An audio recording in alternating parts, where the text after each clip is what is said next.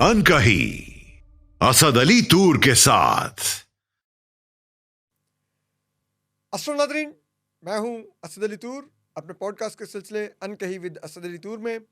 आज हमारे खुसूसी मेहमान हैं सीनियर सहाफ़ी साकिब बशीर साहब। आपको मालूम है ये इस्लामाबाद हाई कोर्ट और दीगर जो ट्रायल्स हैं सुप्रीम कोर्ट भी बहुत एक्सटेंसिवली कवर करते हैं और अपना यूट्यूब चैनल भी है इनका बहुत ज़बरदस्त। वहाँ पर भी ये ख़बरें हर वक्त, अगर आपको कोर्ट्स के मतलब खुसूसन अपडेट रहना है तो इनके आपको यूट्यूब चैनल पर मिलती हैं। लेकिन आज हमने इनको जो दावत दी है वो दो हम मौज़ूआत हैं जिन पर इनसे बात करेंगे और बड़ी आपको इंसाइट्स देंगे आपको, ताकि पता चले कि पाकिस्तान में विच हंट होती कैसे है, पॉलिटिकल विक्टिमाइजेशन कैसे होती है, फ्रिवलेस केसेस कैसे बनते हैं और लोगों की सियासी और अदालती गर्दनें कैसे उतारी जाती हैं।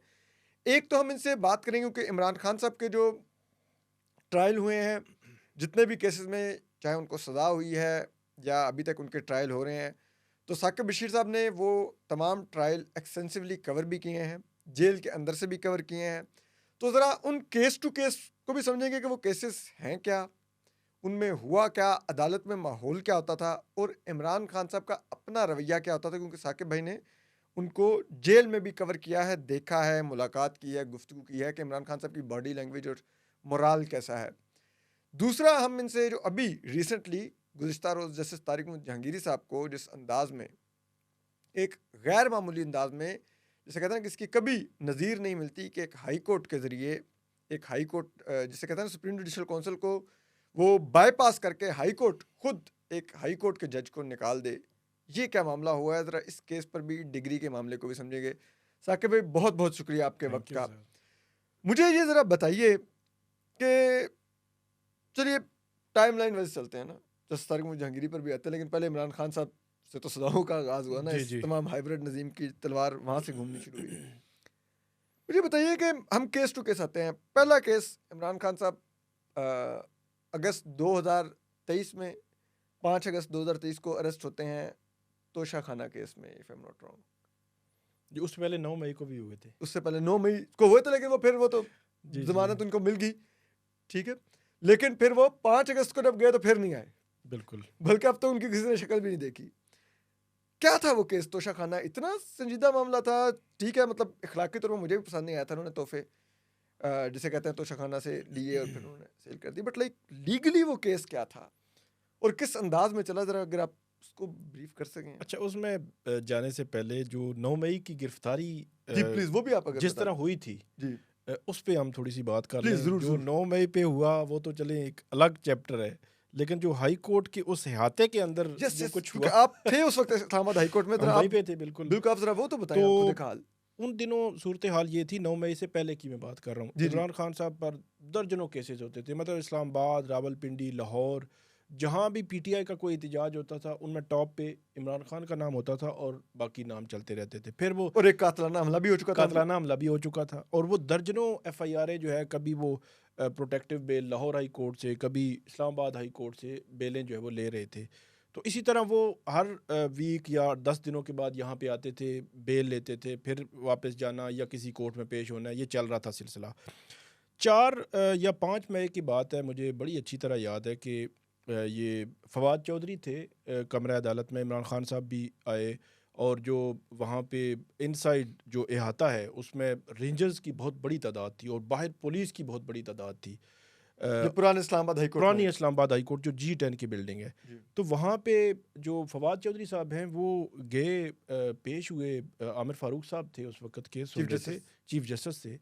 तो उन्होंने कहा कि जब केस जैसे ही कॉल हुआ तो वो रोस्टरम पे चले गए, वकील साहब को कहा कि आप बाद में बात कीजिएगा, मैं पहले कर लूँ। उन्होंने कहा जी हमें खदशा है कि आपकी जो अहाता है ना हाई कोर्ट का, इसके अंदर से गिरफ्तारी इमरान खान साहब की जा सकती है। फवाद चौधरी साहब ने फवाद चौधरी साहब चीफ ने कहा, जस्टिस को आगाह किया। चीफ जस्टिस को आगाह किया। चीफ जस्टिस साहब, आपको पता है वो जिस जिस तरह उनका अंदाज़ है, सामने एडवोकेट जनरल जहांगीर खान जुदून खड़े थे, तो उन्होंने कहा नहीं नहीं नहीं नहीं फवाद साहब, आप हमारे मेहमान हैं, आप यहाँ पे आए हैं, आपकी कैसे गिरफ्तारी हो सकती है। देखें, जहांगीर जदून साहब सामने खड़े हैं, ये मतलब करेंगे ऐसा? ऐसा तो बिल्कुल भी नहीं करेंगे। क्या ख्याल है जदून साहब? तो आगे जदून साहब ने भी कहा हाँ, मतलब उन्होंने कोई बात की तो मामला आगे चल पड़ा। लेकिन ये 4 मई की मैं बात कर रहा हूँ कि पीटीआई ने, फवाद चौधरी साहब ने सेंस कर लिया था कि ये बिल्कुल। अंदर इतनी रेंजर्स और पुलिस इसलिए गिरफ्तारी है हो सकती है, कि ये हमें से अंदर से उठा के ले जाएंगे। क्योंकि कोई तवक्को नहीं कर सकता था कि इस अहाते के अंदर से गिरफ्तारी होगी, क्योंकि वो इलीगल पहले ही ऑलरेडी, मतलब हाई कोर्ट जो है वो गिरफ्तारी अहाते के अंदर से रोकती रही और इसका है। तस्वुर ये है कि अगर एक मुलजिम को अदालत में भी अमान नहीं मिलेगी तो फिर वो जी, जी। सरेंडर नहीं करेगा। बिल्कुल यही तस्वर जब इमरान खान साहब की वो गिरफ्तारी का लदम करार दी गई तो उस ऑर्डर में भी यही चीज़ लिखी जी, गई जी। कि अगर वो कोर्ट के सामने आके सरेंडर कर रहे हैं तो वहीं पे प्रोटेक्शन नहीं है, तो फिर तो कहानी ख़त्म हो कहीं गई। नहीं। तो वो फिर जब 9 मई के दिन कोई सूरत हाल ऐसी बनी कि आप जब कोर्ट पहुंचे 9 मई को, क्या था आपने कोर्ट में देखा? कोर्ट में हम जैसे ही पहुंचे तो एक तो जो 4 मई या 5 मई की जो सूरत हाल थी उससे तकरीबन डबल वहाँ पे पुलिस और रेंजर्स थे, पुलिस थी, और हाई कोर्ट के अहाते के अंदर ज़्यादा रेंजर्स थी, और बाहर जो है वो पुलिस थी, और बड़े उन्होंने नाके लगाए हुए थे, और बड़े वो एक्टिव थे। हालांकि इतनी मतलब एक्टिव होने की ज़रूरत होती नहीं है अमूमी और तौर खासतौर पे अहाते के अंदर, वहां पर तो वैसे ही महफूज जगह होती है। अहाते के अंदर। तो वकील सारे इमरान खान साहब के ये जो वकील थे, मेरे ख्याल फवाद चौधरी साहब भी, फैसल चौधरी और दीगर वकला भी जो चीफ जस्टिस के उसको जो कमरा अदालत है वहाँ पहुँच चुके थे, वहाँ वो बैठे हुए थे। तो वहाँ बैठे हुए हमारे कुछ दोस्त जो है वो दायरी ब्रांच जहाँ पे ये गिरफ्तारी जहाँ से हुई थी उस तरफ भी थे, उन अतराफ में मुख्तलिफ जगहों पे और इमरान मौजूद खान थे। साहब एक और केस में जमानत लेने आ रहे थे। जमानत लेने आए हुए थे और वो बायोमेट्रिक करवा रहे थे, बायोमेट्रिक क्योंकि वो करवा पहले रहे थे, बायोमेट्रिक रहता है, एक बायोमेट्रिक प्रोसेस है। करवा रहे थे। तो अचानक जो है वो हुआ ये कि इमरान खान, वो जो रेंजर्स थे, उन्होंने गिरफ्तारी के लिए कोशिश की वहाँ पे इमरान खान साहब की। एक चीज़ जो मुझे बड़ी अजीब लगी वहाँ पे जो कुछ पुलिस एहलकार थे जो कभी भी नहीं बोलेंगे, ज़ाहिर सी बात है, ना बोले हैं, उनको भी धक्के लगे थे, उनको भी साइडों पे किया गया था। मैं अगले दिन जब गया तो मतलब सिविल फोर्सेस जितनी थी उनको साइड पे कर मुझे दिया। पुलिस वाले एक दो मिले थे, उन्होंने कहा यार मुझे इधर लगी है, इधर लगी है, इधर लगी है, हमें तो पता ही नहीं था। तो कहते हैं हमें पता ही नहीं था। तो हालांकि आपको पता है उसी शाम को आईजी ने आकर कहा था ये तो हमने गिरफ्तार की है, Yes. हमने ये गिरफ्तारी डाली, हमें पता था। लेकिन हाई कोर्ट में मौजूद पुलिस वालों को नहीं मालूम था। तो वहाँ पे फिर जो है वो इमरान खान साहब की जैसे जो है वो गिरफ्तारी हुई, क्योंकि मैं तो कोर्ट रूम में था, वहाँ पे जो हमारे दोस्त थे ऐसे खबर आना शुरू हुई कि उनको गिरफ्तार कर लिया गया है। अच्छा, वहाँ से जो बैरिस्टर गोहर जो है वो आए कोर्ट रूम में और वो बड़े जज्बाती थे, मतलब उनके को आंसू निकल रहे थे कि खान साहब को गिरफ़्तार कर लिया गया है, मारा गया है उन्हें, हमारे लोगों को मारा गया है, कुछ लोग हमारे ज़ख्मी पड़े हुए हैं। उस वक़्त आमिर फ़ारूक साहब रोस्टरम पे जाके उन्होंने जब शोर डाला तो आमिर फ़ारूक साहब चैम्बर से आ गए, तो उन्होंने इब्तदाई तौर पर, तो मैं ये कहता हूँ कि एक फ़ॉर्मेलिटी के तौर पर उन्होंने कहा ये कैसे हो सकता है, ये नहीं हो सकता, हम देखते हैं, बुलाएं आईजी को, सेक्रेटरी इंटीरियर को बुलाएं, चीफ कमिश्नर को बुलाएं, जब भी देखते हैं जनाब इनको कंटेम्प्ट करेंगे, ये करेंगे, वो करेंगे। मतलब पहला उनका रिएक्शन था कि उनको लगा कि हमारी अदालत की तौहीन हुई जी, है जी, कि अहाते के अंदर से जी, गिरफ्तारी। लेकिन बाद में उस वो तासुर ख़त्म हो गया ना कि जब आपका एक्शन जो है वो मुख्तलिफ था। तो उन्होंने मतलब आए जी, आईजी साहब आए, बाकी लोग आहिस्ता आते रहे।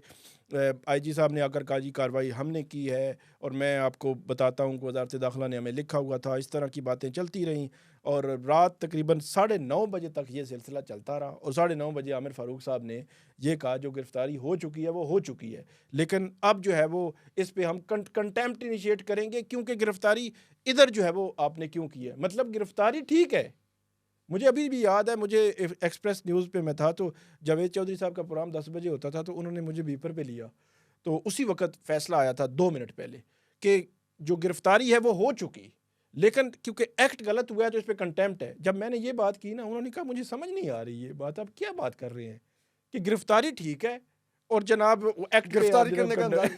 और ये मतलब मैं एक बात सोच रहा हूँ ना अभी आपकी बात से ही, कि अगर जो पहला उनका रिएक्शन था जिसमें वो बहुत बरहम हुए कि ये कैसे हो सकता है कि हमारी, और उन्होंने आईजी को तलब कर लिया, तो इसका मतलब है उनकी नजर में गलत काम हुआ था, तो उन्होंने आईजी को बुलाया।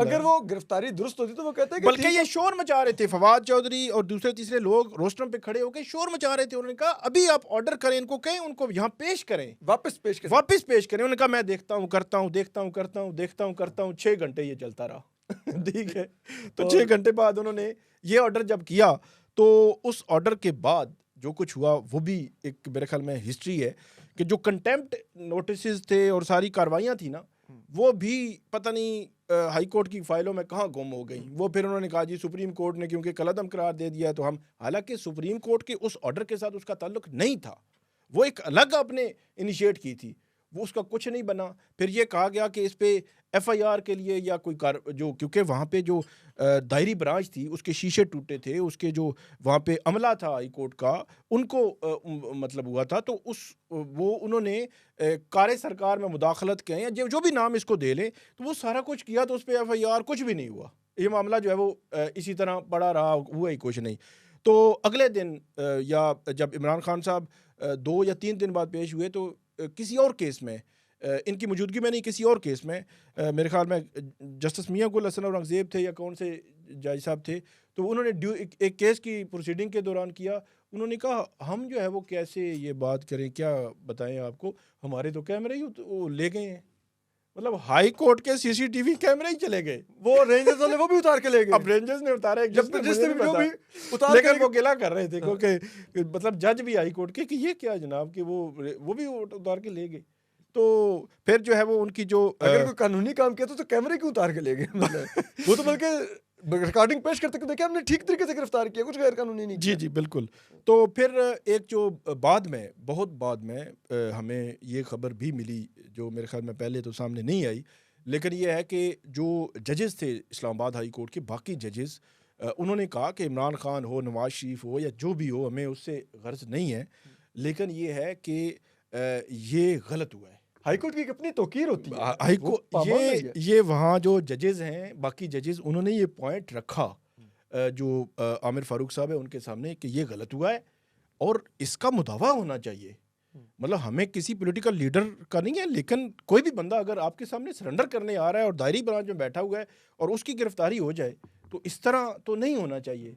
लेकिन बड़ा अनफॉर्चुनेट है, फिर वो जजेस ने दूसरों को क्या इंसाफ ले के देना था, वो खुद ही इंसाफ की तलब में फिर मारे फिर रहे। लेकिन मैं वैसे अभी सोच रहा हूँ साकिब भाई, शुक्र करें वो इतना वक्त था कि जजेस ये कहते थे हमारे हाथे में ये क्या हो गया।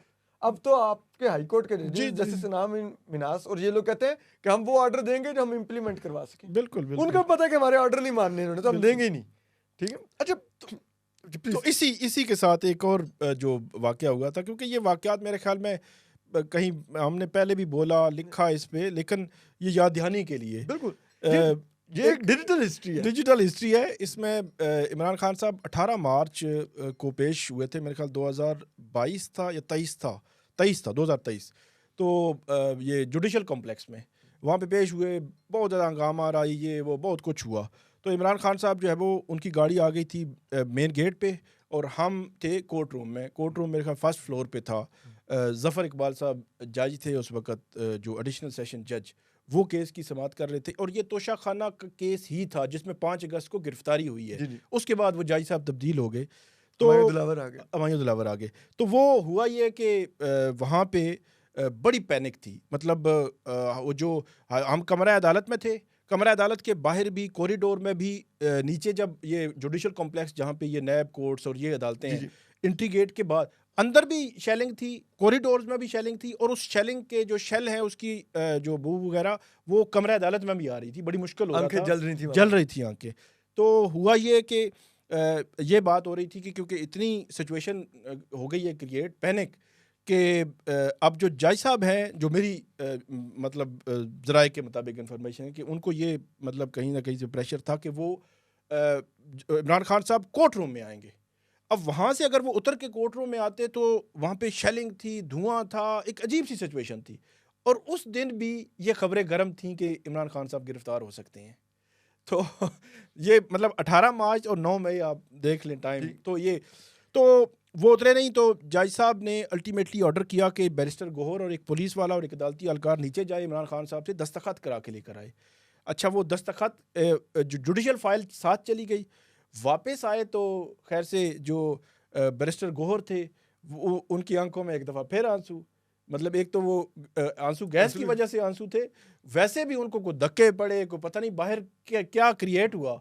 लेकिन वो जो एसपी था ना इस्लामाबाद पुलिस का, उन धक्कों में, वो धक्के किस तरह मारे गए, कहाँ हुआ, कैसे हुआ, वो अब मुझे अभी भी याद है कि वो कोई हल्का फुल्का उनका जरीटें आई हुई थी, हल्का वो ब्लड आ रहा था एसपी का, ये बटन खुला हुआ था, एक अजीब सी सिचुएशन थी।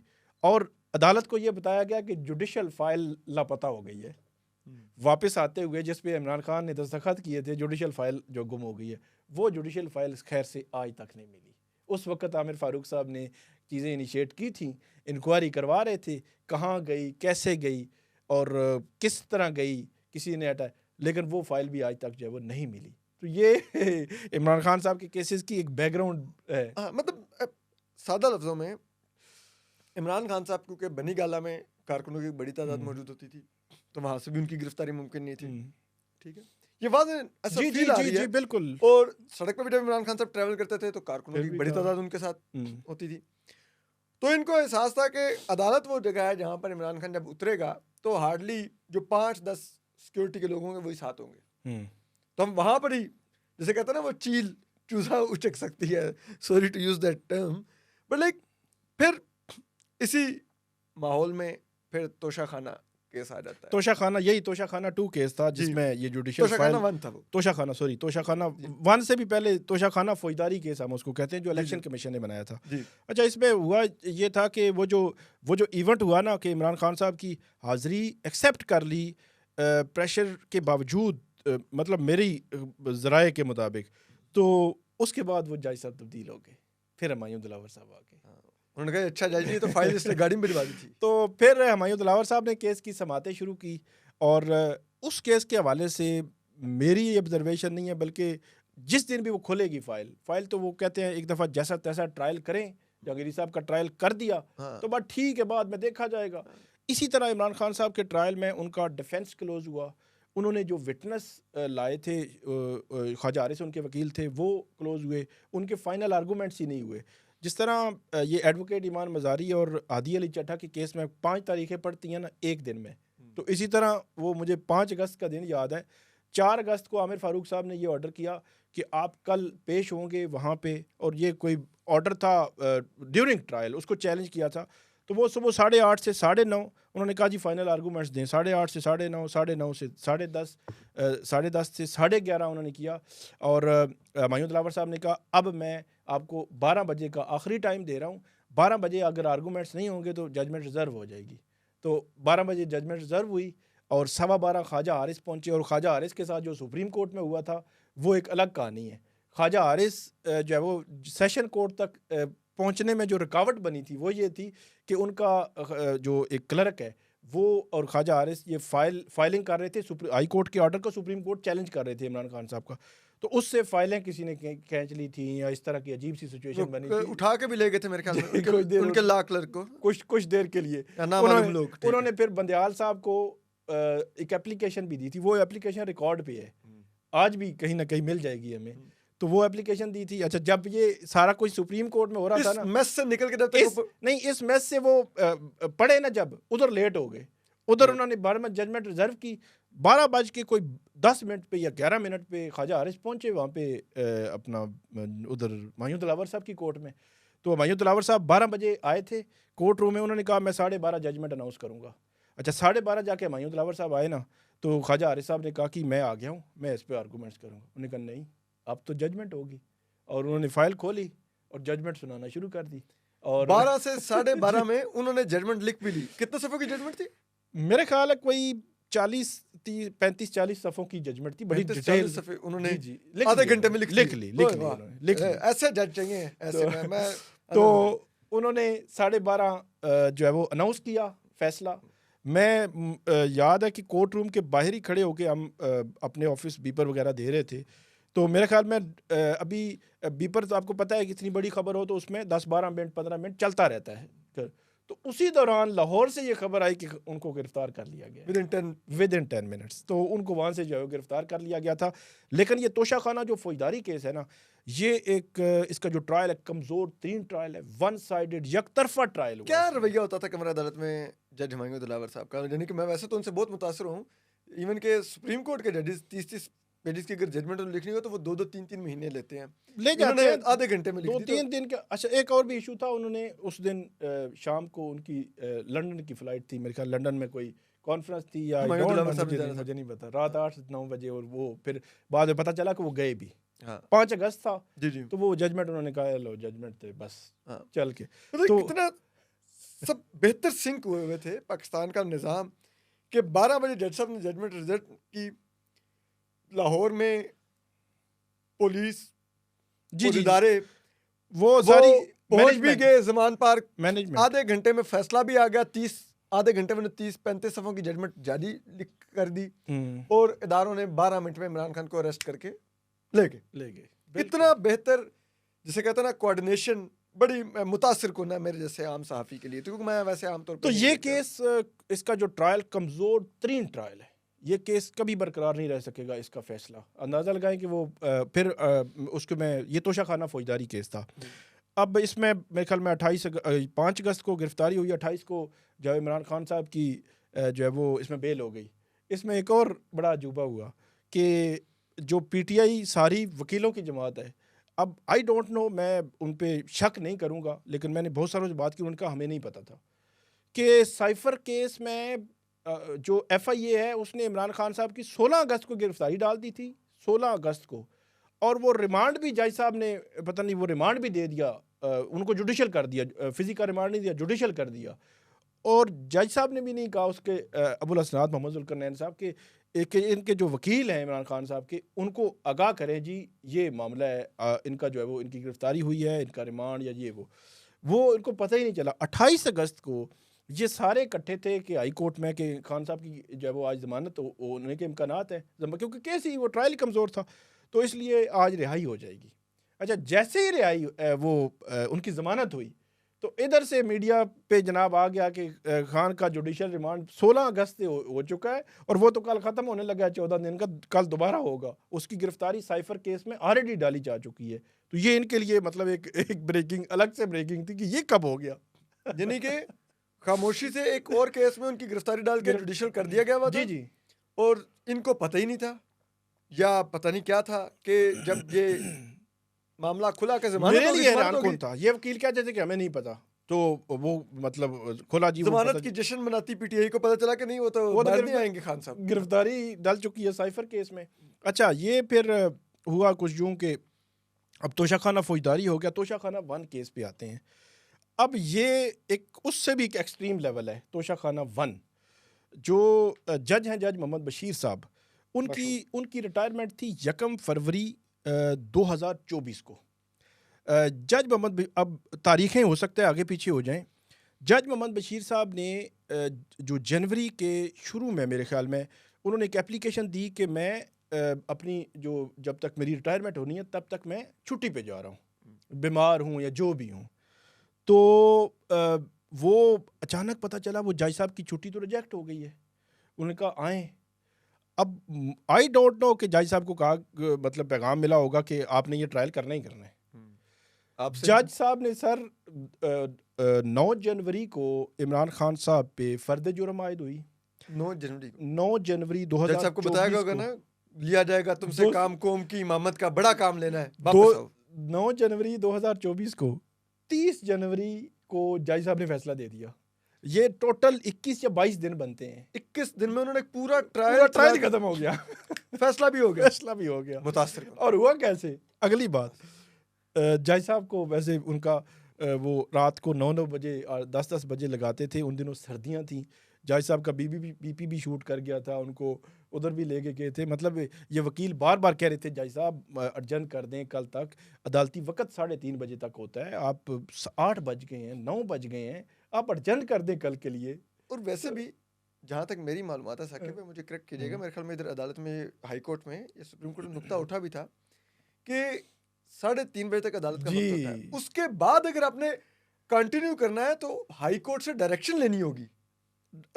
डायरेक्शन का पता नहीं, कुछ इजाजत कुछ होता है, मुझे एग्जैक्ट ये डायरेक्शन का याद नहीं है, लेकिन एक चीज़ बड़ी क्लियर है कि कोई बहुत ही अर्जेंसी हो कि फिर आपने 3:30 के बाद जो है लगाएं। आप 8:30 से 3:30 टाइम है, आप 10:30 जाएँ, 11 जाएँ, 3:30 तक आप क्लोज कर दें। लेकिन वो ट्रायल असल में वो क्या कहते हैं 8 फरवरी इलेक्शन से पहले 3 ट्रायल मुकम्मल करना मकसूद था जी जी। और वो बाद में गले पड़ गए। मतलब वो और वो जब 8 बशीर साहब फरवरी आप कह रहे इलेक्शन हैं में कि थे। आप कह रहे हैं कि उनका बीपी भी शूट करता था। बीपी शूट कर गया एक दफ़ा और उनको मतलब बार बार वकील कह रहे थे कि ये अर्जन कर दें मेहरबानी करें, अर्जन कर दें मेहरबानी करें। तो वो जो है वो पूरा रुमाल शाल लगा के ये वो बैठे होते थे। तो लेकिन उन्होंने अर्जन नहीं किया। लेकिन फिर जब बीपी शूट हुआ उनको वहाँ पे थोड़ा सा ले जाया गया मेडिकल के लिए, तो तब जाकर फिर उन्होंने वहीं पे पता नहीं उनको मेडिसिन दी गई या ले जाया गया जो जेल का हॉस्पिटल होता है, तो फिर जाके अर्जन हुआ केस, वरना वो अर्जन नहीं हो रहा था। इसमें फिर क्या हुआ, इसमें बड़ा इंटरेस्टिंग है। इसमें भी हक़ दिफा नहीं हुआ। इसमें उन्होंने कहा जी ज़रूर मतलब आ रहे हैं, नहीं आ रहे, चलें जी स्टेट काउंसिल आए, उनका जो डिफेंस था वो भी ख़त्म, 342 का स्टेटमेंट भी नहीं लिया, फाइनल आर्गूमेंट्स भी पता नहीं कहाँ कहाँ हुए, और उसके बाद जज साहब ने सज़ा भी सुना दी। 14 साल मेरे ख्याल में 14 साल और 10 साल की सज़ा थी या इस तरह कोई सज़ा उन्होंने 342 सुना की दी। स्टेटमेंट ही नहीं हुई। स्टेटमेंट उन्होंने कोई स्टेट काउंसिल बुला के तो बस एक फॉर्मेलिटी जिस तरह ईमान और ईमान ये तो ओपन कोर्ट में वो जेल में था तो हम नहीं देख सके ना। तो वो जो है वो करके उन्होंने सज़ा दे दी। और पता चला जी हम इधर से निकल रहे थे तो पता चला वो तो सज़ा भी हो चुकी है जनाब। सुबह 9 बजे वो आए, उन्होंने सज़ा दे के अगले दिन रिटायरमेंट। रिटायरमेंट से एक दिन पहले वो भी अपना काम करके गए हैं। जो आप जैसे कि बता रहे हैं कि ट्रायल में वो ये कपड़ा शपड़ा मुंह पे बांध के वो सर्दी होती थी ना, इतनी सर्दी होती तो थी, वो मफलर शफलर इतना उन्होंने बड़ा हॉल है वहाँ पे, सर्दी शदीद, वो मतलब ठंड लगती है। पापा की परी बन के वो बैठे होते थे। लेकिन मुझे जज अफजल बशीर साहब, साहब, तो मुझे ये बताइए इमरान खान साहब का रवैया क्या होता था उस वक्त हाँ, जेल ट्रायल में? इमरान खान साहब का रवैया जो है, जब तक मैं ट्रायल कवर परेशान करता तो होंगे रहा हूँ, उनका ट्रायल जब नहीं वो मेरे ख्याल में उस अडयाला जेल में मीडिया के 8-10 लोग होते थे, 8-10 जनरल पब्लिक होती थी। उस जनरल को हम जनरल पब्लिक को नहीं बस समझ थोड़ा सकते। सा ये बता देना कि आप मीडिया वालों को कैसे एक्सेस मिलती थी और वो जनरल पब्लिक कहाँ से आती थी, प्लीज जरा ये थोड़ा सा कौम को जरा पता चलना चाहिए ना, कौम को पता चलना क्वालिटी चाहिए। Of general public. मैं बिल्कुल इसका क्रक्स बताता हूँ, उसके बाद आगे डिटेल बताता हूँ कि नवाज शरीफ साहब के भी ट्रायल हुए ना, वो आते थे, टॉक अंदर भी करते थे, बाहर भी करते थे, कुछ मीडिया पे चलती थी, नहीं चलती थी, लेकिन ओपन ट्रायल थे, मीडिया की एक्सेस थी, सारे हम देखते सारे थे। वहाँ पे होते थे, सीढ़ियों पर लेकिन खड़े होते थे। इमरान खान साहब के ट्रायल बिल्कुल भी ओपन नहीं है। कहने को तो वो उन्होंने कागज़ों के वो तो भरे हुए हैं ना, जो जज जो है वो ऑर्डर लिखते हैं तो वो कहते हैं मीडिया की और पब्लिक जनरल पब्लिक की मौजूदगी में और वकला की मौजूदगी में ट्रायल हुए। बिल्कुल भी नहीं, वो क्लोज ट्रायल है, मैं उसको ओपन ट्रायल नहीं कहता। उसकी वजह है कि जहाँ पे मीडिया बैठा होता है, इस वक्त भी हमारा जो वहाँ पे बना हुआ है कैबिन सा, उस और जहाँ पे रोस्ट्रम बना हुआ है और जहाँ जज साहब बैठते हैं, वहाँ से बिल्कुल भी आवाज़ नहीं आती। असद तूर साहब, बिल्कुल आवाज़ नहीं आती कि जज साहब क्या बोल रहे हैं वकीलों के साथ, इतने फासले और पर बैठे हुए जी जी जी, और वकील क्या बात कर रहे हैं, ये आवाज़ नहीं आती। स्पीकर भी नहीं को लगे हुए, कोई स्पीकर नहीं है, और ये कहा गया बार बार स्पीकर, कोई स्पीकर नहीं है, वहाँ से आवाज़ ही नहीं आती। और मज़े की बात अगली जो है, आप हैरान हो जाएंगे। तो फिर आप पूछेंगे कि रिपोर्टिंग आप कैसे करते हैं? रिपोर्टिंग इस तरह करते हैं कि जब फॉर एग्जांपल सुबह 10 बजे हेयरिंग शुरू हुई तो हल्की फुल्की बात आवाज़ आ गई या ये वो, तो 10 बजे शुरू हुई तो 12 साढ़े 12 जब थोड़ी सी ब्रेक हुई तो प्रोसिक्यूटर भी बाहर निकले, इमरान खान के वकील भी बाहर निकले, तो उनसे पूछा यार क्या हुआ है अभी ना, तो वो पूछ के तो फिर कर लेना यार ये हुआ है, ठीक है।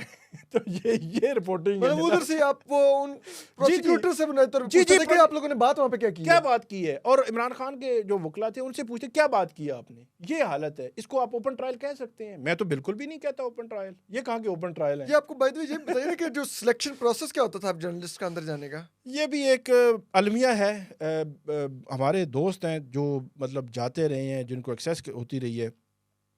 एक फार्मूला मैं आपको बता देता हूँ, क्योंकि मैं बाहर आके इस पे जो फेयरली मतलब जो भी प्रोसिक्यूशन का वर्जन होता था, जो इमरान खान साहब का वर्जन होता था, या कोर्ट का जो ऑर्डर होता था, या कोर्ट का जो माहौल होता था, या इवन इमरान खान साहब की जो गुफ्तगू होती थी, वो मैं आके यूट्यूब पे भी या ट्विटर पे भी या इवन मेन स्ट्रीम पे भी किसी जगह बैठ के जो है बात कर सकते थे। तो ये जो एक्ट था ना, मतलब मेरा या कोई और भी, उसका उसकी एंट्री में हर्डल बनता है और बनता था। फिर? और एक वक्त तो ऐसे आया 2-3 दफ़ा हाई कोर्ट से ऑर्डर लिए, फिर कंटेम्प्ट में ऑर्डर लिए, तब जाकर इक्का दुक्का। अब तो मेरे ख्याल में खैर से हाई कोर्ट की अदलिया भी बदल चुकी है। अब तो मेरे ख्याल में हाई कोर्ट भी हमें ये अलाउ नहीं करेगी कि आप जाएं और आप जो है वो एक जर्नलिस्ट के सहाफ़ी के तौर पर वहाँ पर जो है वो रिपोर्टिंग करें। तो जो दोस्त हमारे जाते हैं वो मेरे लिए काबिल एहतराम है, मैं बिल्कुल उनके कोई ऑब्जेक्शन नहीं करूँगा, लेकिन वो सोशल मीडिया पे बिल्कुल कुछ नहीं लिखते, वो यूट्यूब पे कुछ नहीं बोलते।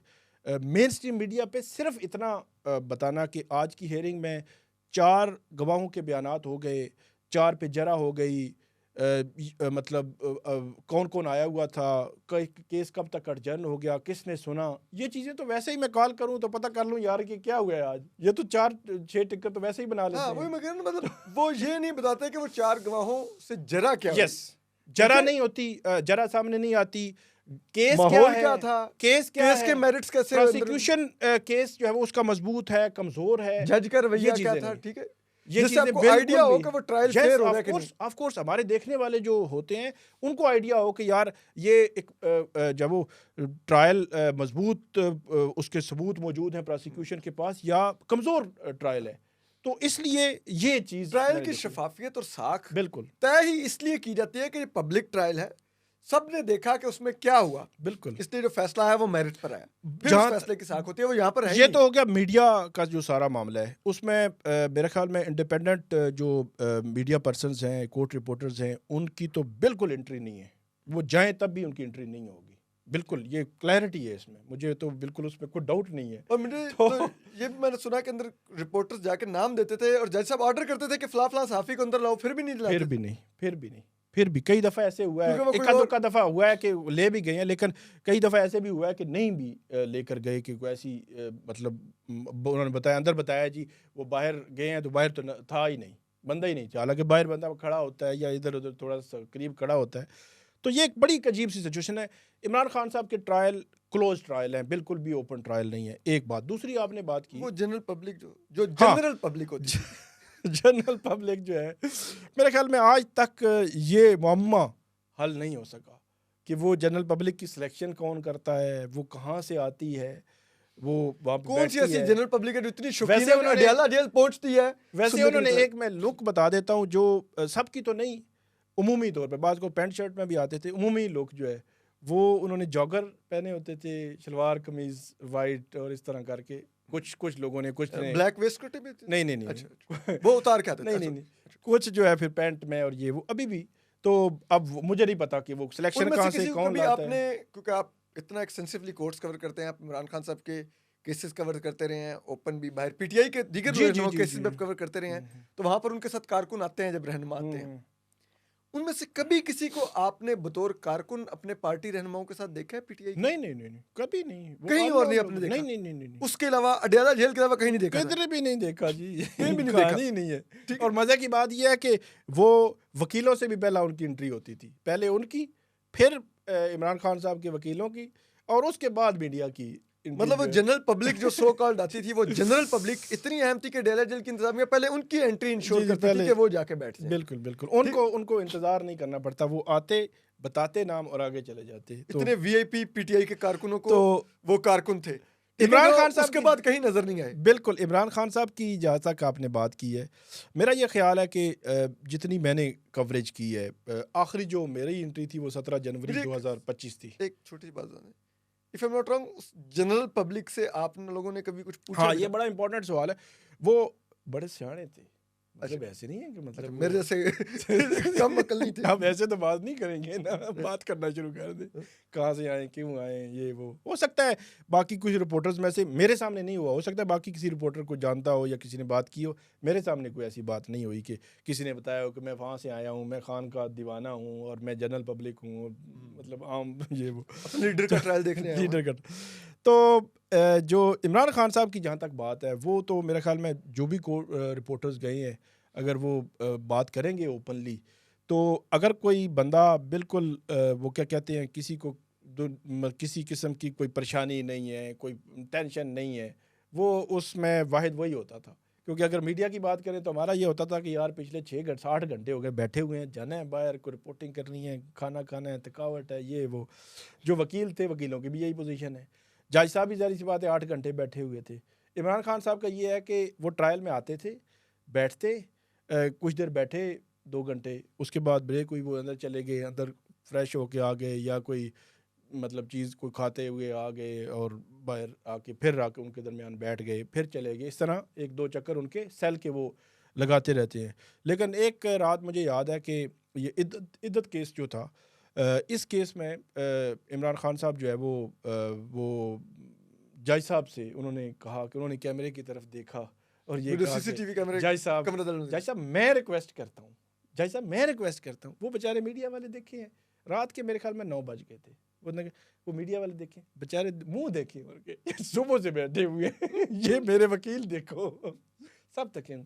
मैं रिक्वेस्ट करता हूँ जज साहब अर्जन कर दें, आप कह दें कौन अर्जन कर दें। सुना उन्होंने कर्नल साहब जज साहब को अर्जन करने दें, तो जज साहब भी मुस्कुरा गए इस बात पे, उन्होंने डिनाई नहीं किया। तो खान साहब आपको पागल तो नहीं हो गए कि आपको जिस तरह लोगों को जिन्नात नजर आने लग जाते हैं तो आपको भी कुछ नजर आने लगे। लेकिन मुझे वैसे भी एक बात है कि सुप्रीम कोर्ट में भी ये होता है, बाकी जगह पे भी, कि उमूमन कोशिश होती है कि जजेस खुद भी ना एग्जॉस्ट कर दें, ठीक है, कि इतना वो थकावट हो जाती है कि वो ताज़ा दम होकर केस सुने।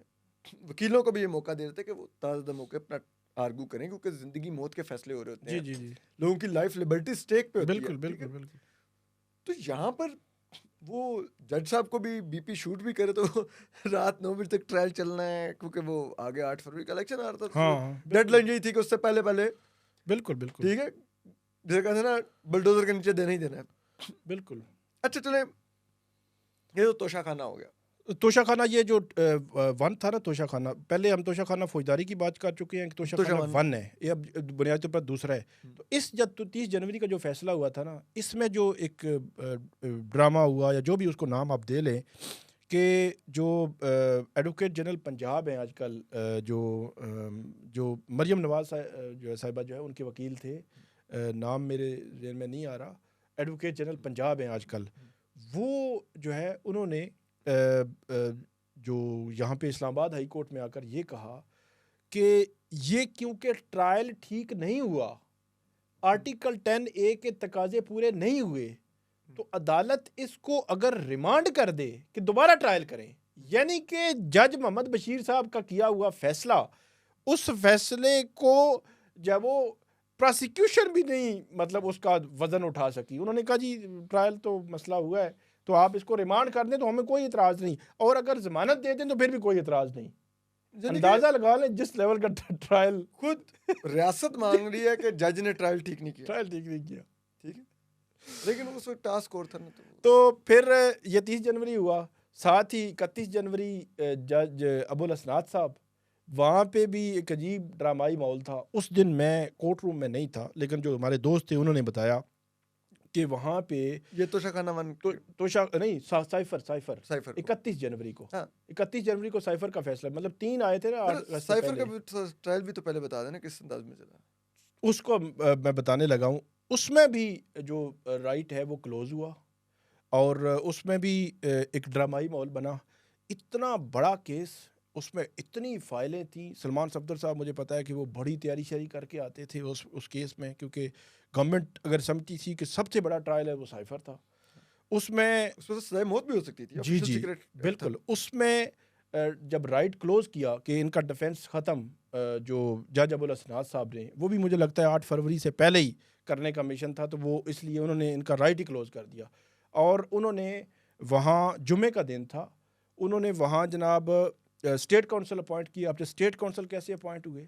स्टेट काउंसिल हमेशा से इस तरह अपॉइंट होते हैं, अदालत ऑर्डर करती है, ऑर्डर की कॉपी मुतलका बंदे को जाती है जहाँ उन्होंने प्रोसिक्यूटर्स ने या एडवोकेट जनरल ऑफिस ने करनी होती है, वो कॉपी देखकर फिर अपॉइंट करते हैं, फिर नाम भेजते हैं। मतलब एक प्रोसीजर 2-4 दिन लग जाते हैं अगर बहुत ही जल्दी करें तो। उन्होंने कहा ज़रूरत ही नहीं है, व्हाट्सएप कर दिया, ऑर्डर व्हाट्सएप हो गया एडवोकेट जनरल ऑफिस को, ईमेल भी हो गई, कॉल भी कर दी कि जनाब ये स्टेट काउंसिल चाहिए, जल्दी जल्दी उनको भेजें। ठीक है, इतनी जल्दी थी जज साहब को स्टेट काउंसिल लगाने की। जुमे का दिन था, स्टेट काउंसिल अपॉइंट हुए, और जी जुमे के पता नहीं शाम को जो स्टेट काउंसिल थे उनको बताया गया ठीक है। तो हफ्ते वाले दिन जाके उन्होंने पता नहीं जरा कर दी या क्या कर दिया, बगैर तैयारी के स्टेट काउंसिल साहब ने आके जरा भी कर दी। जरा भी कर दी। ये चीज़ें मतलब इंकशाफ इतनी देर में उन्होंने पूरा केस पढ़ भी लिया, तैयारी भी कर ली, गवाहों की स्टेटमेंट्स को लिहाज से उन्होंने अपने क्वेश्चंस भी तैयार कर लिए जी, और जी, जाकर जी। उन्होंने जरा भी होगी एक दिन में कर दी। 1 या 2 दिनों में, मतलब उन्होंने। तो ये जो इंकशाफ हुआ था, जब अपील में मामला हाई कोर्ट में आया, तो हाई कोर्ट ने स्टेट काउंसिल्स को बुला के पूछा कि इतना बड़ा केस था, उसकी इतनी बड़ी फाइल है, तो आपको जुम्मा की शाम को अगर अपॉइंट किया गया तो सैटरडे आपने जाके उस पर जरा भी कर दिया, आपको सारा केस पता चल गया था। इसका जवाब उनके पास नहीं था।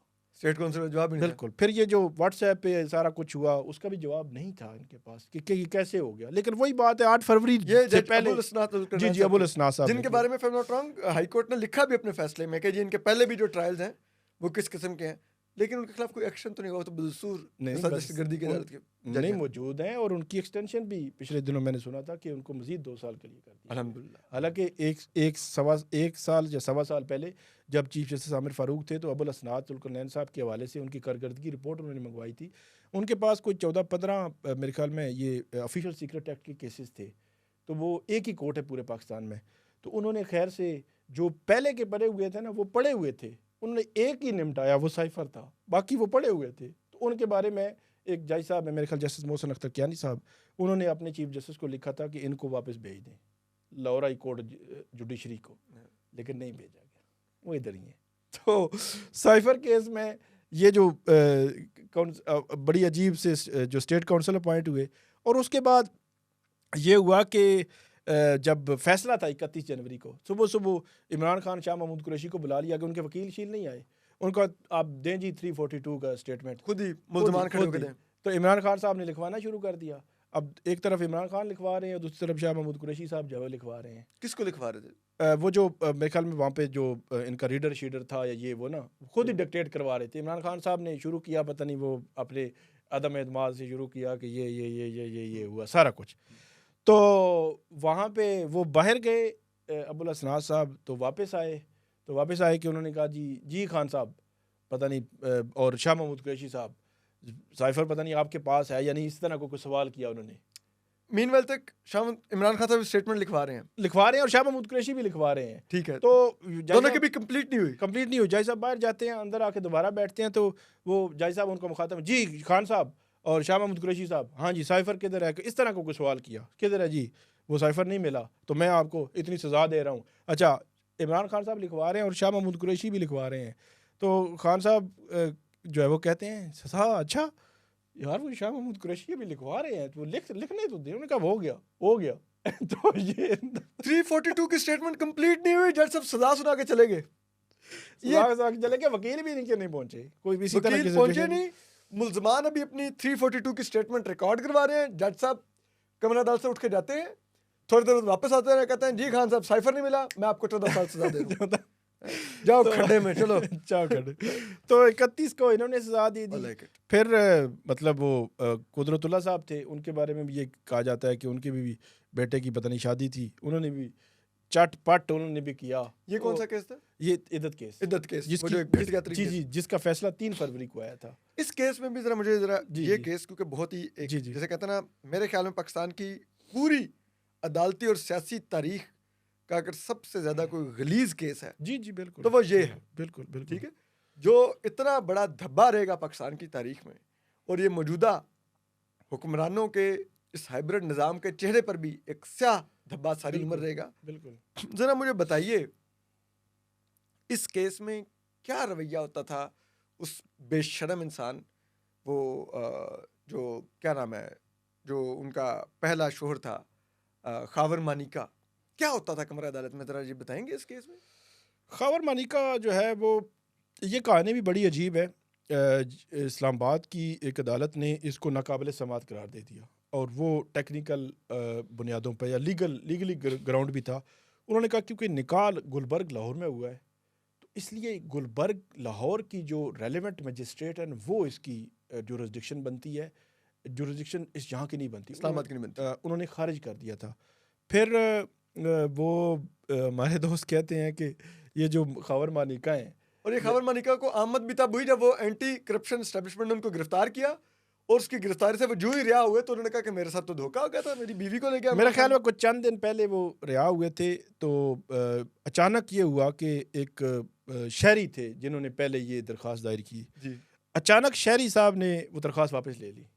मतलब हमारी आंखें खुली की खुली रह गई कि इतना बड़ा केस बनाया गया था जिस मकसद के लिए लग रहा था और जिस पे इतना प्रोपोगेट किया जा रहा था मीडिया पे, तो उसकी दरख्वास्त ही वापस ले ली गई। आम शहरी को एकदम पता नहीं क्यों आमद लेकिन वो आंखें अभी बंद ही नहीं हुई थी, तो अगले दिन जनाब खबर मानिका साहब की दरख्वास्त आ गई, तो खबर मानिका साहब की दरख्वास्त दायर हो उन्होंने गई। कहा हम एक्चुअल इफेक्ट ही लेके आते हैं। तो वो चंद दिन ही हुए थे अभी, क्योंकि आम बंदे पे उनकी वो सवाल उठ जमानत जाता है ना कि भाई तुम्हारा क्या लोकस स्टैंड है, तुम तो उनकी जमानत हुई थी और उसके बाद फिर उन्होंने आए और उनको उनकी दरख्वास्त काबिल समात करार देकर जनाब उनको नोटिस कर दिया गया, इमरान खान साहब को।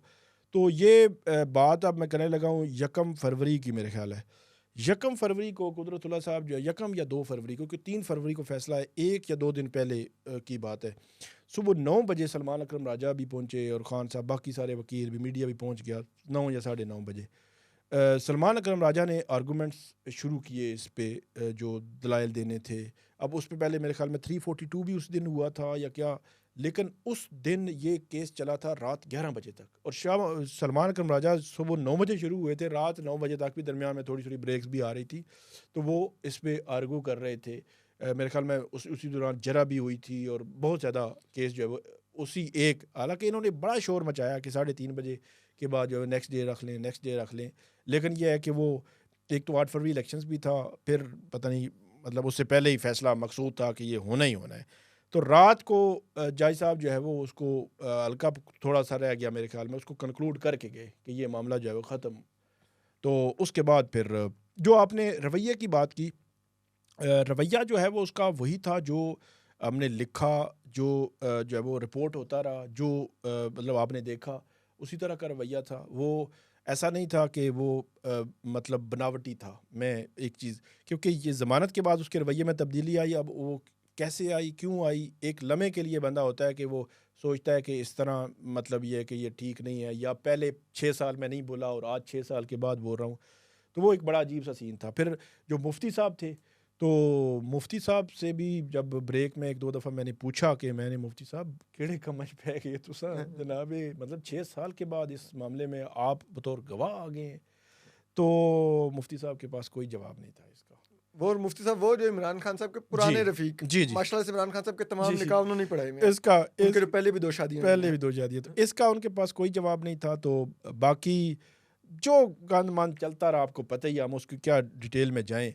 लेकिन 3 फरवरी को फिर जनाब मोहतरम सुने कुदरतुल्लाह साहब ने भी इमरान सज़ा खान साहब सुनाई। की तलखी भी हुई उस दौरान बहुत खबर मानिका से। बहुत ज़्यादा तलखी हुई थी, और इमरान खान साहब की उस दिन की ख़ावर मानिका के साथ ऑडियो भी जो है वो लीक हुई थी, और वो कैसे लीक हुई, क्यों हुई, किसने की, मुझे मैंने कहीं नहीं पढ़ा कि कोई सामने आई। हो सकता है इनसाइड कोई इंक्वायरी हुई हो, कोई चीज़ मुझे नहीं पता, लेकिन क्योंकि वो इमरान खान के ख़िलाफ़ जाती थी वो ऑडियो, कि उसमें तलखी थी, ख़ावर मानिका ऊंची आवाज़ में बोल रहा है, इमरान खान ऊंची आवाज़ में बोल रहा है, क्योंकि एक लम्हा ऐसे आ गया था कि उन्होंने कहा था कि इमरान खान ने भी, और इमरान खान साहब ने मेरे ख्याल में कहा था कि कुरान लेके आएँ और कुरान पे वुज़ू करके हाथ रख के बताएं कि ये जो आप कह रहे हैं आप सच कह रहे हैं, और मैं भी कहता हूँ।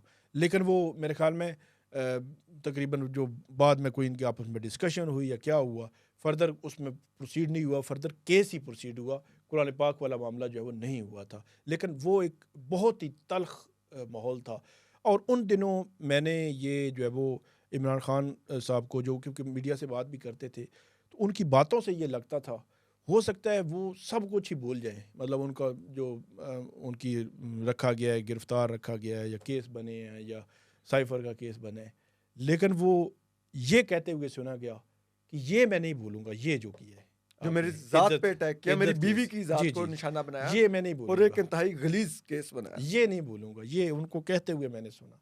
उनका मैं हर चीज़ माफ़ कर दूंगा, सबको सब कुछ भूल जाऊंगा, ये नहीं भूलूंगा, ये इद्दत केस जो है, ये बात जो है वो मुझे याद पड़ता है उन्होंने जो वो की मुख्तलिफ ये तो मुझे टॉक्स वो में। आपकी बात से याद आ रहा है कि वो मैं उस दिन पढ़ रहा था कि जब इसमें पनामा केस के ट्रायल के दौरान जब मरीम नवाज साहब कटहरे में खड़ी हुई गवाही देने के लिए, शायद आपने ही लिखा था कि तुम फ्याज भाई ने लिखा था, हाँ, वो भी हाई कोर्ट फ्याज कवर महमूद, करते हैं, जी, जी। हमारे सीनियर जर्नलिस्ट, अपना उनका यूट्यूब चैनल भी है। तो उन्होंने लिखा कि नवाज शरीफ ने जब देखा कि उनकी साहबजादी मरीम नवाज को कटहरे में खड़ा करके उनकी जी। गवाही रिकॉर्ड की जा रही है, उन पर जरा हो रही है, तो उन्होंने कहा कि मैं ये कभी नहीं माफ़ करूंगा और इसकी भारी कीमत अदा करनी पड़ेगी जो ये कर रहे हैं। जी, जी, जी, बिल्कुल। तो वो इमरान खान की फीलिंग वही यहाँ था, पर वही था। उन्होंने कहा कि सब माफ़ करूंगा, और ये वो नहीं दिन करूंगा। उनका तल्ख था, तल्खी थी उस दिन, पूरा दिन ही तल्खी थी जो मुझे जो है वो नज़र आ रही थी वहाँ पे। बाकी ट्रायल्स में इमरान खान साहब वो कैमरों जी, को जी, देखकर कैमरों मजाक को भी देख करते के थे, मज़ाक, जज को भी टांट करते थे, सारा कुछ होता था, ठीक है, सारा मतलब कुछ, रिलैक्स। लेकिन लेकिन उसमें वो टेंस थे, बहुत ज़्यादा तल्ख थे, क्योंकि तल्ख ये थे। जी, उनको जी, और उनकी अहलिया को डेफ़िनेटली एक इंतहाई निजी मामले पर, निजी मामले एक पर जो है इंतहाई वो उठा के गलीज ले गए, अंदाज में आप बिल्कुल, एक लेकर टारगेट कर रहे गए थे। और उसको जो है वो आगे बढ़ाया। तो फिर ये तीसरा ट्रायल भी हुआ, तीसरे में भी सज़ा हो गई और फिर ये आपको पता ही है ना, तोशा खाना 1 का केस रहा, खुद प्रोसिक्यूशन ने कहा वापस ले जाएँ, साइफर केस कलअदम हो गया, बरी हो गए, इद्दत केस बरी हो गए। तो ये केस कहाँ गए ट्रायल आपके? जो हमने तोशा खाना फौजदारी की बात की थी वो गया, कहाँ गया ट्रायल? कहीं नहीं है, ठीक है। अभी जो रिसेंटली 190 मिलियन पाउंड केस है, अब इसकी अगर मिसाल दें, इस पे बड़ी डिटेल में हमने बात की, इसमें इतने लूप होल्स हैं इस फैसले में कि ये फैसला भी बरकरार हाई कोर्ट में नहीं रह सकेगा। लेकिन अब नया तरीकाकार जो है वो बज़ाहिर लग रहा है कि 17 जनवरी को सज़ा हुई थी और आज जो है वो दिसंबर मिड जो है वो गुजर चुका है, आज तक वो केस ज़ीरो पे खड़ा है, समाअत ही नहीं हो रही। खातून है, अब जो खातून की आपने बात की थी, मैं ये समझता हूँ कि ये बड़ा एक दर्दनाक और तशवीशनाक किस्म की बात है कि जो मरियम नवाज़ साहिबा हैं उनके ख़िलाफ़ केस बना था, उन्होंने 2-2.5 माह या 3 माह जेल काटी। फिर जो फरियाल तालपुर साहिबा हैं उन्होंने भी इतनी उनको गिरफ़्तार किया गया जहाँ इस्लामाबाद से, इस तरह होली उन्होंने जेल क्लिनिक से लेके काटी। गए थे। अब जो सूरत हाल है मेरे ख़्याल में ज़्यादा तशवीशनाक है। ये जो खातून है बुशरा बीबी, उससे आप 100 इख्तलाफ करें, उनका इमरान खान साहब पे इन्फ्लुएंस, अब खामंद है, उस पे इन्फ्लुएंस बीवियों का होता भी है, नहीं भी होता, ज़्यादा होता है, कम होता है, वो एक अलग डिस्कशन हो सकती है। लेकिन एक खातून तो है ना, और नॉन पॉलिटिकल, उसका सियासी मतलब फरियाल तालपुर साहिबा और मरियम नवाज साहिबा वो सियासी है उनका, लेकिन बुशरा बीबी सियासी तौर पर एक्टिव नहीं है पीटीआई में, और उनको 1.5 साल हो गया जेल में।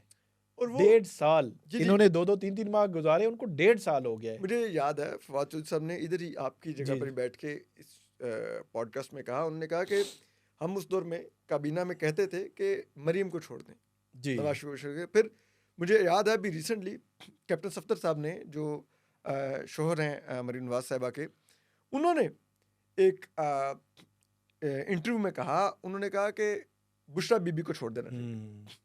खवातीन वाला जी, जी, जी, ना जी। करें। तो अब तो ये अब इसमें जो बुशरा बीबी की मैं बात कर रहा हूँ, बुशरा बीबी की सज़ा हुई है और लॉ में ये लिखा हुआ है कि आप जब सज़ा जो है वो किसी भी मर्द की या औरत की डिसाइड करेंगे तो खातून को आप तरजीह देंगे। उसके लॉ में लिखा हुआ है, उसको थोड़ी सी रिलैक्स किया गया है, उसकी ज़मानत ज़्यादा प्रायोरिटी पे मिलनी चाहिए। लेकिन सूरत हाल आप देखें कि 17 जनवरी के बाद बेल फाइल होती है और बड़ी अजीब गरीब तरीके से इस्लामाबाद हाई कोर्ट की चल रही है कि बुशरा बीबी की सज़ा मुअत्तली की दरख्वास्त पहले तो मुकर्रर ही नहीं हो रही थी, अब 4 नवंबर को अर्ली हियरिंग की दरख्वास्त दायर हुई, आज तक फिक्स नहीं हो चुकी। अर्ली हियरिंग की दरख्वास्त हालांकि अर्ली हियरिंग पे फौरन उसी हफ्ते लग जाती है, उस जुमरात को लग जाती है, जी जी, मतलब Monday Tuesday same Wednesday week जो लगती है। दरखास्तें लगती हैं जुमरात को लगती है। जज साहब कहते हैं आज क्या जी, वो कहते हैं जी अर्जेंसी है, ठीक है जी फलां डेट तारीख लगा देंगे मरकजी केस, वो सप्लीमेंट्री काज जी, लिस्ट में आ जाती है। काज लिस्ट आ जाती है, केस ही नहीं लगा। जिस हाई कोर्ट जबकि कोर्ट रूम नंबर 1 में चीफ जस्टिस सरफराज डोगर साहब ने जस्टिस जहांगीरी के 9 दिनों में कुछ 4 समातें की, वो ही चीफ जस्टिस सरफराज डोगर साहब जो है वो 4 नवंबर से आज तक अर्ली हियरिंग जो है वो उसकी नहीं लग रही, उसका केस मरकजी केस नहीं लग रहा। उस पर जब नैब ने टाइम मांगा, कभी बेंच नहीं था, कभी नैब नहीं था, कभी बेंच नहीं था, ज़ीरो पे खड़ा है केस, वो केस ही नहीं आगे बढ़ रहा। तो इसलिए मेरे ख्याल में ये जो चीज़ें हैं ये फिर कल अगर मरियम नवाज़ का मसला था तो आज बुशरा बीबी के साथ अगर ये करेंगे तो कल फिर वही एक रोटेशन चलती रहेगी कि हाँ, वही खवातीन उस को आप साइकिल से जब हम नहीं लेकर जो है वो आ रहे हैं और खवातीन के साथ इस किस्म का जो है वो सलूक कर रहे हैं। लेकिन साकिब भाई मुझे एक चीज़ बताइए, आपको जितना भी दफ़ा मौका मिल गया जेल के अंदर जाके ट्रायल कवर करने का, उसके बाद तो आप पर भी पाबंदी लगी क्योंकि आप बाहर आकर रिपोर्ट करने लग जाते बिल्कुल। थे, जो कि मेरे ख्याल में बहुत ही आपका बड़ा जुर्म था। तो मुझे ये बताइए, इमरान खान दौरान ट्रायल क्योंकि ये तो सुबह से लेके रात तक ट्रायल चलते थे, क्या कर रहे होते थे? एक ही जगह पर बैठे रहते थे या चल फिर रहे होते थे? सहाफ़ियों के पास आते थे या आप लोगों को उनके पास जाने दिया जाता था? क्या होता था? नहीं हमारे पास तो नहीं आने दिया जाता था, वो थोड़ा सा वक्फे पे ही होते थे। वो फिर बाज़ औक़ात जो है कि वो क्योंकि दूर होते थे बात करते हुए, फिर हम उसको कहते थे उनको कि आप थोड़ा सा लाउड बोलें, तो फिर वो लाउड बोलते थे ताकि आवाज़ हम तक पहुंच जाए। एक दो दफ़ा ऐसे भी हुआ कि ऐसी वो लगा ली गई कोई चीज़ के आगे वो इमरान खान साहब जब बैठे होते हैं तो वो नज़र ना आए, तो फिर वो ऊपर एक कुर्सी रख के ऊपर चढ़ के तो ऊपर मतलब हमारी तरफ देख के तो बात करते थे कि आप जिस लोग भी तरह सुने किसी दड़बे से में बंद होते जी थे? जी बिल्कुल, डब्बे में वो बंद कर दी आप भी तो लॉकअप में ही होते थे, ठीक। तो वो जो उस पे चढ़ के तो वो बात उन्होंने की। आपने पूछा कि वो करते क्या थे? आते बैठते फैमिली से, बुशरा बीबी इनसे मेल मुलाकात करके पहले फैमिली के साथ अलीमा वगैरह उनके साथ बातचीत करते, फिर कुछ देर बुशरा बीबी के साथ बैठते, ज़्यादा देर उनके साथ, फिर अपने वकला के साथ, फिर आगे कोई जज साहब से कोई बातचीत करनी होती थी तो जज साहब के साथ बात की, ब्रेक आई तो 2 घंटे बाद चला गया, सेल से वापस आया। तो मेरे ख्याल में तो पूरे उस ब्रेक में उनको हाल में नहीं बैठने दिया जाता था, ले जाया जाता था। नहीं, ले जाया नहीं जाता था, वो बैठ सकते थे वहाँ पे, लेकिन ये कि वो खुद भी थोड़ा-सा जाके कुछ चीज़ खानी है या कोई पानी पीना है या कोई भी चीज़ करनी है, तो वो वापस आ जाते थे 10 मिनटों में। लेकिन उस पूरे कमरा अदालत में मेरे ख्याल में कोई रिलैक्स बंदा था वही था। इमरान खान ही था। बाकी तो आपको मैंने बताया ना, मीडिया वाले अपना बड़े मतलब थे। थकावटों वो पे तो सुना है आप लोगों को तो वॉशरूम जाने के लिए भी उनको कहना पड़ता था, ताला तो खोल दो हमारे डब्बे का, हम जाके वॉशरूम से हो आएं। ताला खोल दें, तो पहले ताला खुला होता था, बाद में उन्होंने बंद भी कर दिया। तो मैक्सिमम उनकी कोशिश यही होती, क्योंकि नक्शा मतलब वो हम बात करते थे ना, कैसे आए, कैसे बात हुई, क्या सिचुएशन हुई, तो उसको फिर ज़्यादा ज़्यादा रिस्ट्रिक्ट करते पता नहीं, अब तो बहुत ज़्यादा रिस्ट्रिक्शन है। अब तो मेरे ख्याल में जाना ही नहीं बनेगा, जो सूरत हाल जो है वो बन चुकी है। ना ही जुडिशरी है कि जुडिशरी को कोशिश करे कि वहाँ जो है वो ले जाए उनको। और मुझे ज़रा ये भी बताइएगा कि जो बुशरा बीबी थी, उनकी क्या बॉडी लैंग्वेज होती थी इस ट्रायल के दौरान? वो क्या कर रही थी? अच्छा, बुशरा बीबी क्योंकि वो मुकम्मल आपको पता है वो वो पर्दे में होती हैं। पर्दे में होती हैं। लेकिन मैं अब समझ रहा हूँ कि उनकी एक्टिविटी क्या होती थी कोर्ट रूम में उस वक्त? एक्टिविटी उनकी वो खान साहब के साथ जो है वो कुर्सी उनकी लगी होती थी, वहीं पे वो उन्होंने बैठे रहना है। पहले तो क्योंकि उन दिनों कुछ अरसे में वो दरमियान में रिहा भी रहीं, तो वहाँ जाना बैठना खान साहब के साथ ही, और फिर वहाँ से वापस चला जाना। बुशरा बीबी ने एक दिन मेरे होते हुए बात की थी, तो मेरे ख्याल में एक दिन मैं नहीं था तो तब भी बात की, और ये वो दिन था जब 1 फरवरी का। सुना खान साहब रोक भी रहते थे उनको टॉक के दौरान, बड़ी जज्बाती गुफ्तगू वो करते थे। जज्बाती गुफ्तगू में खबरें भी दे गई ना मीडिया को तो उन्होंने ये कहा, मेरे ख्याल है 31 या जनवरी था या 1 फरवरी 2024 था। तो बुशरा बीबी को जब तोशाखाना 1 में सज़ा हुई ना, तो प्लान बज़ाहिर ये ही था कि बुशरा पूरा एक माहौल क्रिएट होगा कि बनी गाला के इर्द गिर्द जनाब घेरा शेरा डाल के गिरफ्तारी कर ली गई, ले जाया जा रहा है ये वो। लेकिन बुशरा बीबी मेरे ख्याल में पहले से ही शायद तैयार थी, तो वो उस दिन सुबह 9 बजे से पहले जो अडयाला जेल है उसके करीब जाके पहुंच गए थे, मतलब उस रोड पे नहीं लेकिन उसके करीब पहुंच गए थे, गाड़ी में सामान शान सारी चीज़ें जो वहाँ पे जेल में जेल जाने उनकी के लिए। ज़रूरत की हैं। तो जैसे उनको पता चला, मेरे ख्याल 9:10 या 12 मिनट थे, तो वो अडयाला जेल के गेट पे थे। मेरे ख्याल में उसी वक्त ही वो 2-4 मिनट हुए थे, उसने फैसला सुनाया था कि सज़ा सुना दी गई है, तो ये अडयाला जेल एंटर हो गए और अडयाला जेल को कहा कि मैं आ गई हूँ, मुझे अरेस्ट कर लें, गिरफ्तार कर लें। तो उस दिन शाम को उनको शिफ्ट कर दिया गया गैर मामूली तौर पर बनी गाला। तो मीडिया में एक नई डिबेट शुरू हो गई कि जो बुशरा बीबी के लिए इमरान खान ने डील कर ली और ये और वो और इस तरह करके सारा कुछ। तो उससे अगले दिन जो बुशरा बीबी है पहली दफ़ा बोली थी और वो बड़ी जज्बाती थी कि जैसे ही वो आई तो मीडिया की तरफ आ गई और उन्होंने ऊंचा बोलना शुरू कर दिया कि ये मुझ पे इल्ज़ाम लगाया डील का, मैंने आज तक डील नहीं की, मैंने कल गिरफ्तारी खुदा कर दी, अगर मैंने डील करनी होती तो मैं गिरफ्तारी क्यों देती। इनसे पूछें, ये आए हुए हैं सारे, मुझे तो इन्होंने कहा कि पता नहीं बाहर किसी जगह लेकर जाना है, मुझे तो नहीं पता था बनी गाला जो है वो लेकर जा रहे हैं, मैं इधर आई हूँ, मेरा सामान मेरे पास है, मैं इधर ही रहूँगी, अडयाला जेल में ही मुझे रखें, मैं नहीं जा रही उधर, बनी गाला जो है वो नहीं जा रही। और उसी दौरान उन्होंने कहा कि या तो बड़ी बड़ी ऑफरें भी करते रहे हैं। जब अटक जेल में थे खान साहब तो मुझे कहा गया जी खान साहब 3 साल के लिए खामोश हो जाएं तो जो है वो आगे मामला ठीक हो जाएंगे। तो ये तो ऑफरें भी आती, जब उन्होंने ये ऑफर की बात की तो फिर खान साहब आए कि खान साहब का बस बस थोड़ा सा कुछ जैसे कहते हैं ना वो डिटरस जी बाकी जी रहने दो है। जी रहने दें। तो वो उस दिन उन्होंने बोले तो उन्होंने कहा कि ये जो कुछ चल रहा है जो सर सब झूठ है, बिल्कुल मैंने किसी को नहीं कहा, मैं इधर ही अडियाला जेल में ही रहूँगी। और मैं कल भी आई थी, ये मुझे वहाँ पे ले गए।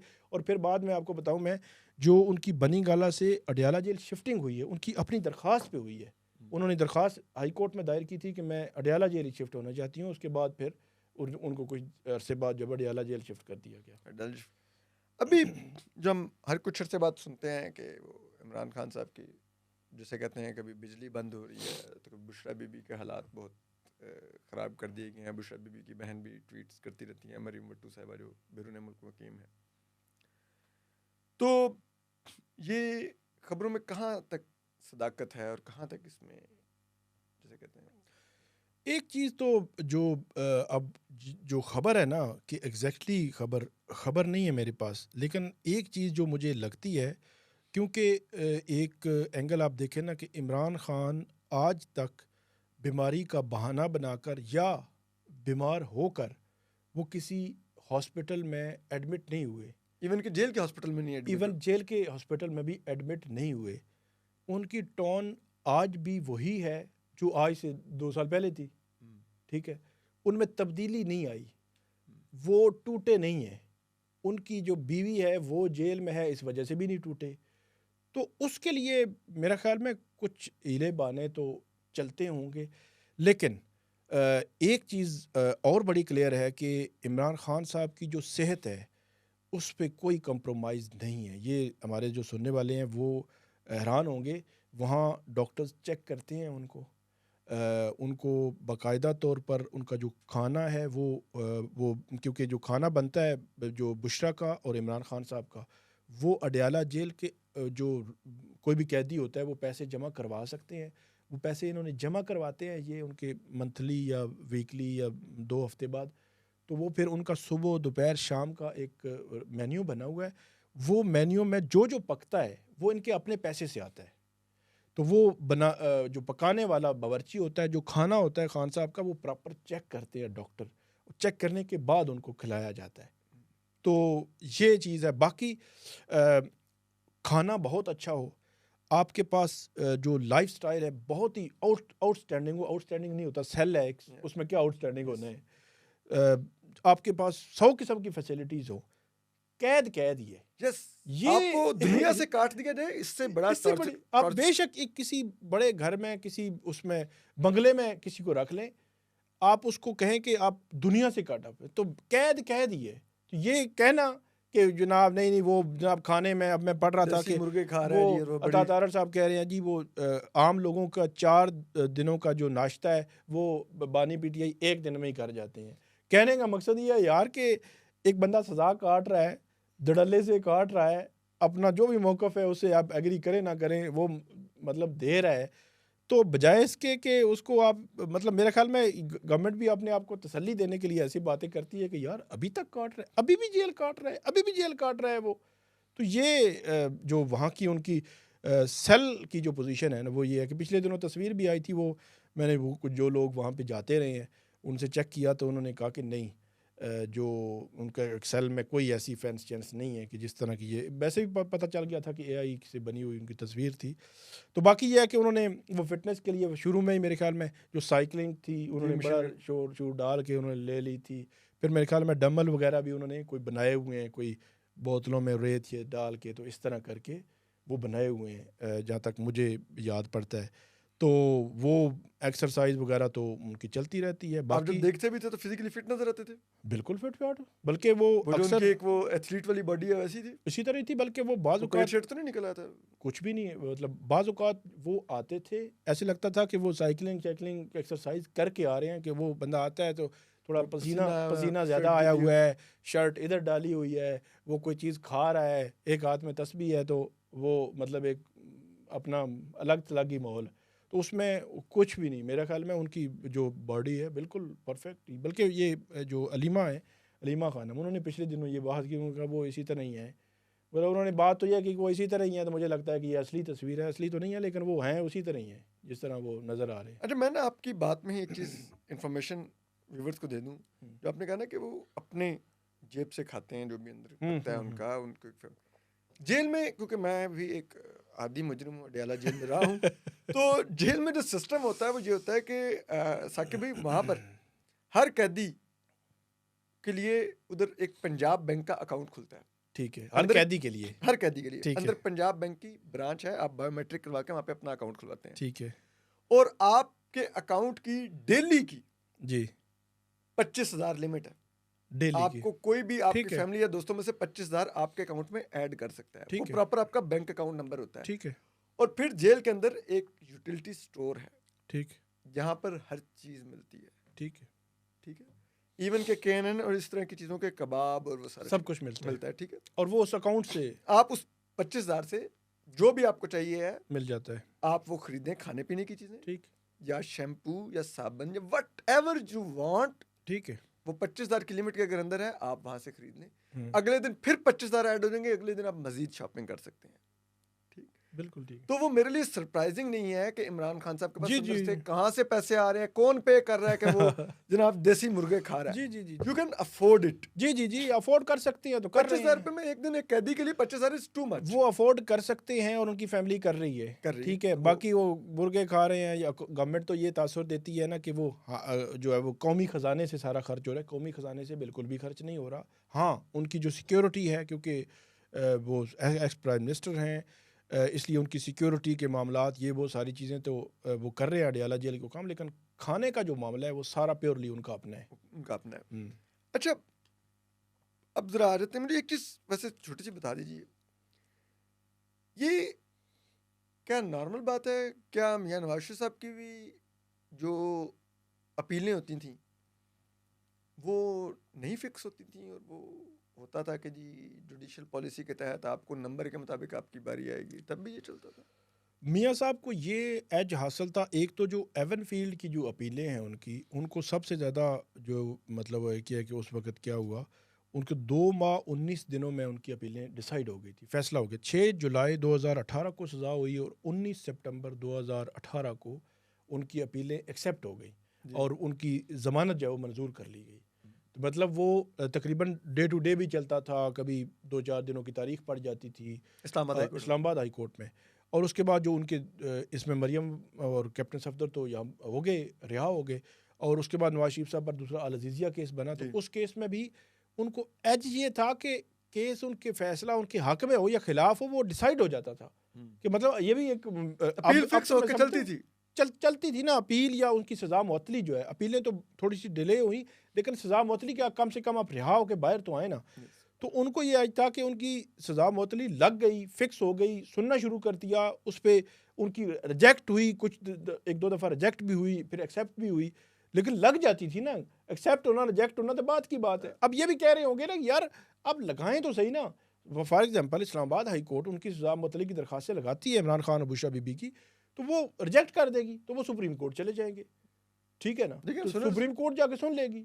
तो मेरे ख्याल में सुप्रीम कोर्ट जो थोड़ा सा चलें, आप कहते हैं इधर कितना अरसा होगा वैसे इस्लामाबाद हाई कोर्ट में नहीं लगी? सर ये जनवरी 17 में सज़ा हुई थी, 17 जनवरी को, आज तक मतलब लग रही हैं वो सज़ा मुअत्तली की दरखास्तें। 6-7 समातें हुई हैं, कभी नैब टाइम मांग रहा है, कभी बेंच नहीं है, कभी नैब टाइम मांग रहा है, कभी बेंच नहीं है, कभी नैब टाइम मांग रहा है, कभी बेंच नहीं है, आज तक वो पड़ी हुई हैं। उस सज़ा मुअत्तली की जो दरखास्तें हैं कि इनिशली आप रिहा तो करें ना, ज़मानत तो हो ना, या आपने ज़मानत नहीं भी देनी तो खारिज कर दें, तो वो सुप्रीम कोर्ट चले जाएंगे, तो सुप्रीम कोर्ट जाके वो अपना केस लड़ लेंगे। तो यहाँ ये मसला है, ना लग रही है, ना सुना जा रहा है, ना एक्सेप्ट, ना खारिज हो रही है, कुछ भी नहीं हो रहा।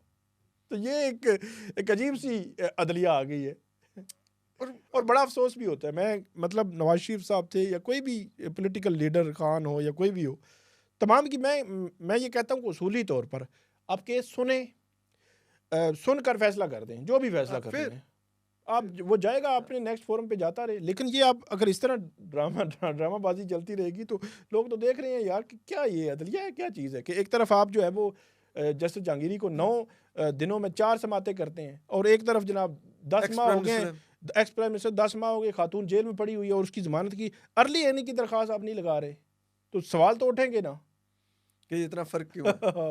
क्योंकि एक रियासत के ज़ेर ताब लोगों में से दूसरों से फ़र्क होता है ना।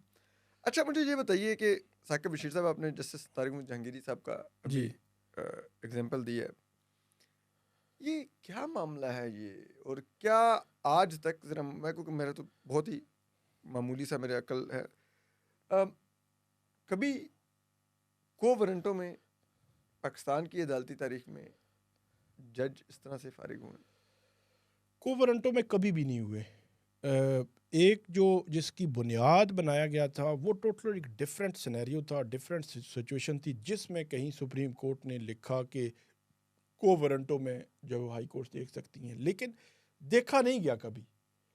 अब की बार इन्होंने जो ये पंडोरा बॉक्स खोल दिया कि जी हमने देखना है, और जिस तरह देखा गया वो एक अलग आप सर पकड़ लेते हैं। अब जस्टिस जहांगीरी के केस की अगर हम बात करें तो इसकी पूरी एक हिस्ट्री है कि जस्टिस तारिक महमूद जहांगीरी, अब देखें कि 25 मार्च 2024 को ख़त लिखा गया था, और उसके बाद जस्टिस जहांगीरी ने मई के पहले वीक में या उन्हीं दिनों में ट्रिब्यूनल था, तो ये फॉर्म 45 मांग रहे, 47 वो चेक कर रहे थे। जी वो चेक कर रहे थे, और इन्होंने कहा था कि तीनों MNAs फॉर्म 45 लेकर आए। इस्लामाबाद के तीनों MNAs तीनों लेकर आए, तीनों हुक्मरान जमात से हैं। और जो इसमें जो दूसरे थे यहाँ पे जो अफसरान थे जो जिन्होंने इलेक्शन करवाए वो भी लेकर आए, एफिडेविट भी दें, और एफिडेविट अगर झूठा निकला तो आपके खिलाफ कार्रवाई होगी। तो ये मई का मेरे ख्याल में पहला हफ्ता था या इस तरह करके, तो 24 मई को एक शहरी कराची के जो वो कराची यूनिवर्सिटी को एक लेटर लिखते हैं कि मुझे जो मालूमात तक रसाई का जो कानून है ना, उसके तहत मुझे ये मालूमात चाहिए कि ये फ़लाँ नाक का तारिक नाम का बंदा है, उसका ये रोल नंबर है, तो इसकी डिग्री का मामला है, तो ये वो, वहाँ जज नहीं लिखा हुआ कहीं पे भी, तो ये मुझे बताएं। लेटर भी मेरे पास पड़ा हुआ है, तो उसमें वो शहरी आज तक किसी के राब्ते में नहीं है, सुना उसका मोबाइल भी बंद ही रहता है। जी वो शहरी, जाहिर सी बात है, वो आम शहरी तो मतलब नहीं है ना, वो भी जनरल पब्लिक है ना, जनरल पब्लिक। तो वो शहरी साहब का जो लेटर था वो उन्होंने 24 मई को लिखा, तो अब कनेक्ट करते जाए ना डॉट्स, तो उसके बाद वो 27 मई को पहुंचा कराची यूनिवर्सिटी के पास।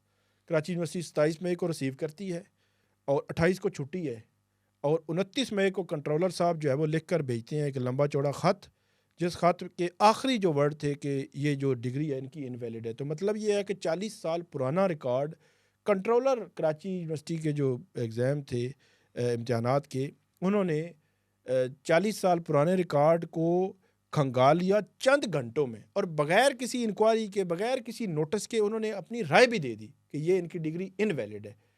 तो पहला जो स्टेप है जिसमें मेरे ख्याल में जो इंसाफ का कत्ल हुआ, जिसमें वो कराची यूनिवर्सिटी का ये स्टेप था कि 27 को आप एक अननोन बंदा भेज रहा है।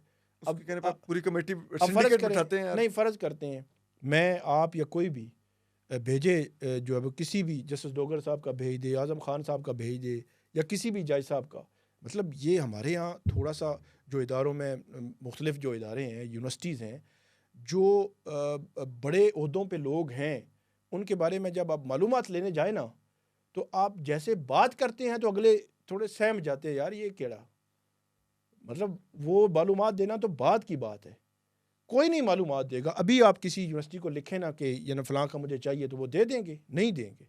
लेकिन यहाँ पे तो अजीब किस्म की बुर्ती। तो मैं इसलिए कह रहा हूँ कि पहला जो इंसाफ का कत्ल वहाँ पे हुआ कि आपने चंद घंटों में ये डिटरमिन कर लिया कि जनाब ये इनवैलिड है डिग्री, कि आपने जो रिस्पोंडेंट साइड है जिसकी पूरी लाइफ आप ख़त्म करने लगे हैं, उनको नोटिस तक नहीं किया, और 40 साल पहले आपने खुद एक डिग्री जारी की थी, और जो कल उन्होंने माना भी रजिस्ट्रार ने कि हमने डिग्री जारी की थी कराची यूनिवर्सिटी ने, और वो डिग्री जो जारी की थी वो जहांगीरी साहब के पास थी, और डेफिनेटली वो असली डिग्री थी। अब उस डिग्री में जो उन्होंने ड्यूरिंग जो स्टूडेंट के जो एग्ज़ाम दिए उसमें कोई इश्यूज़ आए, इरेगुलरिटीज़ का उन्होंने बहाना बनाया या कहा या कहते हैं रिकॉर्ड पे दावा किया, तो उसकी बुनियाद पर उन्होंने डिग्री जो है वो कैंसिल कर दी। तो कहने का मकसद ये है कि वहाँ पहला इंसाफ का कत्ल हुआ। फिर जो स्टेप्स हैं वो बड़े अजीबो-गरीब आगे बढ़ते रहे। सिंडिकेट ने जब इसकी मंजूरी देनी थी तो डॉक्टर रियाज का एपिसोड हुआ। डॉक्टर रियाज ने पूरा, वो सिंडिकेट के मेंबर थे सिंडिकेट के, और उन्होंने अगवा हो गए। अगवा हो गए। अचानक वो जा रहे थे उधर, और उनको शाम को कहीं वो पता नहीं पुलिस स्टेशन में मिले और बाहर निकले। उन्होंने बात की। उन्होंने कहा कहाँ की बात करते हैं, मैं सिंडिकेट में जा रहा था, मुझे तो वो ऑफ द रिकॉर्ड बता रहे थे कि जी प्रेशर है बड़ा। मतलब अंदाज़ा लगा ना, डॉक्टर रियाज ये कह रहे थे, क्योंकि डॉक्टर रियाज 36 साल से आप एक यूनिवर्सिटी में हों और सिंडिकेट के आप मेंबर भी हों, तो क्या आपके कोलीग्स बात नहीं करते? चलें वो एक बड़ी मजलिस में या किसी मीटिंग में तो चलें वाइस चांसलर की हिमायत कर देंगे या उनकी जो कही हुई बात को इंडोर्स कर देंगे, लेकिन अपने दोस्तों के साथ जिक्र तो कर देते हैं, यार नहीं वो गल मतलब प्रेशर है, ठीक है। तो वो उन्होंने वहीं पे बांडा फोड़ दिया। तो वहीं दूसरा जो बड़ा क्वेश्चन मार्क आया कराची यूनिवर्सिटी के एक्ट पर, वो डॉक्टर रियाज था। डॉक्टर रियाज यहाँ पे आए थे, हमने उनसे ये सारी चीज़ें पूछी, और उसमें फिर जो डॉक्टर रियाज के साथ भी मेरे ख्याल में कुछ अच्छा तो नहीं हुआ। तो फिर जो तीसरा जो मामला हुआ, जब ये जस्टिस जहांगीरी साहब गए कराची में, सिंध हाई कोर्ट के सामने पेश हुए, ये के आगा साहब आईनी अदालत के जज, इनके सामने जाकर उन्होंने कहा जी मैं इसमें पार्टी बनना चाहता हूँ। एक केस लगा हुआ था, वकला ने और डॉक्टर रियाज ने चैलेंज किया हुआ था वो मामला कराची यूनिवर्सिटी वाला। तो उन्होंने कहा आप कौन जी, आप तो वो बल्कि वो जो दूसरी साइड थी कराची यूनिवर्सिटी के वकील थे, उन्होंने कहा ये अजनबी हैं। वो लीगल लैंग्वेज में उन्होंने इस्तेमाल किया कि इस केस में क्योंकि नहीं है तो उस लिहाज से स्ट्रेंजर हैं। तो लेकिन यह कि जज सामने खड़ा है, उसका पूरी लाइफ आप जब ऑन स्टेक है और आप पूरा जो है वो आपने प्रोपेगेंडा 1.5 साल से किया हुआ है, वो कहता है जी मैंने इसमें पार्टी बनना है, आपने उसकी एप्लीकेशन रिजेक्ट कर दी या आप सुन ही नहीं रहे, और एक्स पार्टी आपने केसें डिसमिस कर दी। तो वहाँ पे भी मैं समझता हूँ कि वो तीसरा मरला था इंसाफ का, जहाँ पे कत्ल हुआ। चौथा जो मरला है वो हाई कोर्ट में आ जाता है कि हाई कोर्ट में भी जो जस्टिस आमिर फारूक साहब के पास ये इनिशली केस लगा था, उन्होंने मेंटेनेबिलिटी पे केस सुना, उन्होंने फ़ाइल रख दी। मेरा सवाल ये है कि ये फाइल उन्होंने क्यों रखी थी?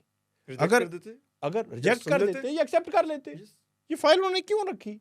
यही तो सवालात उठते हैं। तलवार बरकरार रखी उन्होंने। यस, तलवार कि चले ठीक है, अगर बिहाइंड द सीन जहांगीरी के साथ कुछ चीज़ें उनको किया जा रहा है, एंगेज किया जा रहा है कि आप जब सिस्टम के साथ चल जाएं या आप ये कर लें या वो कर लें, तो फिर ठीक है जहांगीरी को चला लेंगे। लेकिन ये अगर ना चला तो तलवार तो है ना, और फिर बात तो वही हुई ना, जहांगीरी तो नहीं पीछा हटा। मतलब अब जो हमारे सामने जो पूरी एक पिक्चर आ गई है, इसमें वो जहांगीरी डटा हुआ है। आपने उसको पता नहीं धकेलने की कहाँ कोशिश की, उसने पूरी अपनी लाइफ, अपनी पेंशन, अपनी मरात, हर चीज़ दाव पे लगा दी है इस वक्त। तो ये चौथा जो मेरे ख्याल में जो मैं कह सकता हूँ कि इसमें जो कत्ल हुआ वो मेरे ख्याल जून था, जिसमें जस्टिस डोगर साहब और जो जस्टिस आज़म खान साहब, इन्होंने जहांगीरी साहब को काम से रोक दिया बगैर मेंटेनेबिलिटी डिसाइड किए हुए कि केस काबिल समात है भी, दायरा इख्तियार है भी या नहीं है, और काम से रोक दिया। और फिर वही हुआ कि अटॉर्नी जनरल और जो दरख्वास्त गुजार थे उन्होंने सुप्रीम कोर्ट के सामने कहा था कि ये ऑर्डर नहीं कर सकते थे, ये काम से नहीं रोक सकते थे। 20 दिन आपने जलील किया, तो चौथी दफ़ा कत्ल हुआ। और वो देखें कि पांचवा जो इसमें जो अब कत्ल का वर्ड मैं इसलिए इस्तेमाल कर रहा हूँ कि लोगों को क्लैरिटी हो कि यार ये क्या हुआ है, कि जस्टिस डोगर साहब के खिलाफ जस्टिस जहांगीरी साहब जो है वो सुप्रीम कोर्ट में दरख्वास्त गुजार हैं, दरख्वास्त अभी पेंडिंग पड़ी हुई है। तो ये कैसे हो सकता है कि आप कोई को फरिश्ते हैं, आप क्या हैं, मतलब कि आप कहें कि जी मैं ही इंसाफ करूंगा, मैं ही इंसाफ करूंगा और मैं इस बेंच से अलग नहीं होऊंगा। तो ये पांचवा जो है वो इसमें कत्ल हुआ है इस सारे मामले में।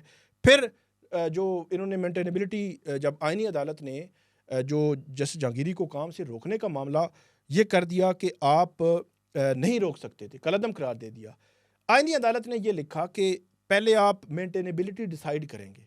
अब मेंटेनेबिलिटी में ये होता है कि आपने दरख्वास्त गुजार को भी सुना, आपने जो अदालती मुआवन था उसे भी सुना, आप रिस्पोंडेंट को भी प्री एडमिशन नोटिस करें कि हमने मेंटेनेबिलिटी डिसाइड करनी है, आप आर्गू करें, आपके या आपके वकील आके आर्गू करें। उन्होंने बोधर ही नहीं किया, मेंटेनेबिलिटी डिसाइड किए बगैर कराची यूनिवर्सिटी का रिकॉर्ड उन्होंने HEC के जरिए बुलवा लिया।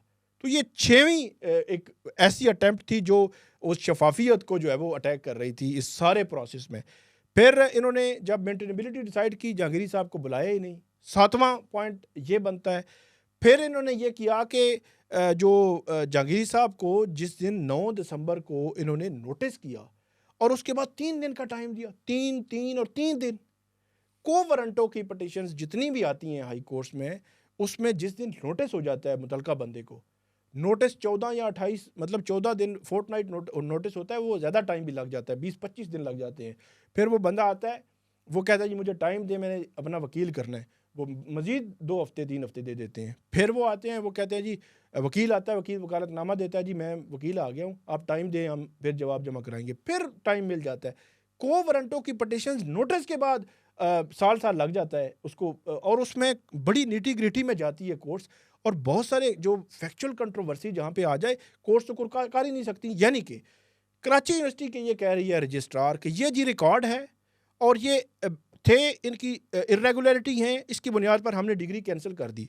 जस्टिस जहांगीरी आके कोर्ट के सामने मीडिया सारे वकील बैठे हुए हैं, खड़े हुए हैं, वहाँ उनको कह रहे हैं कि जी मैं कसम उठा कर कहता हूँ कि मेरी डिग्री असली है, चलें कसम को आप साइड पे कर दें। वो साथ ही ये कहते हैं कि मेरे पास सारे वो रिजल्ट्स कार्ड मौजूद हैं, मेरी डिग्री असली है और मैं ये साबित करूँगा।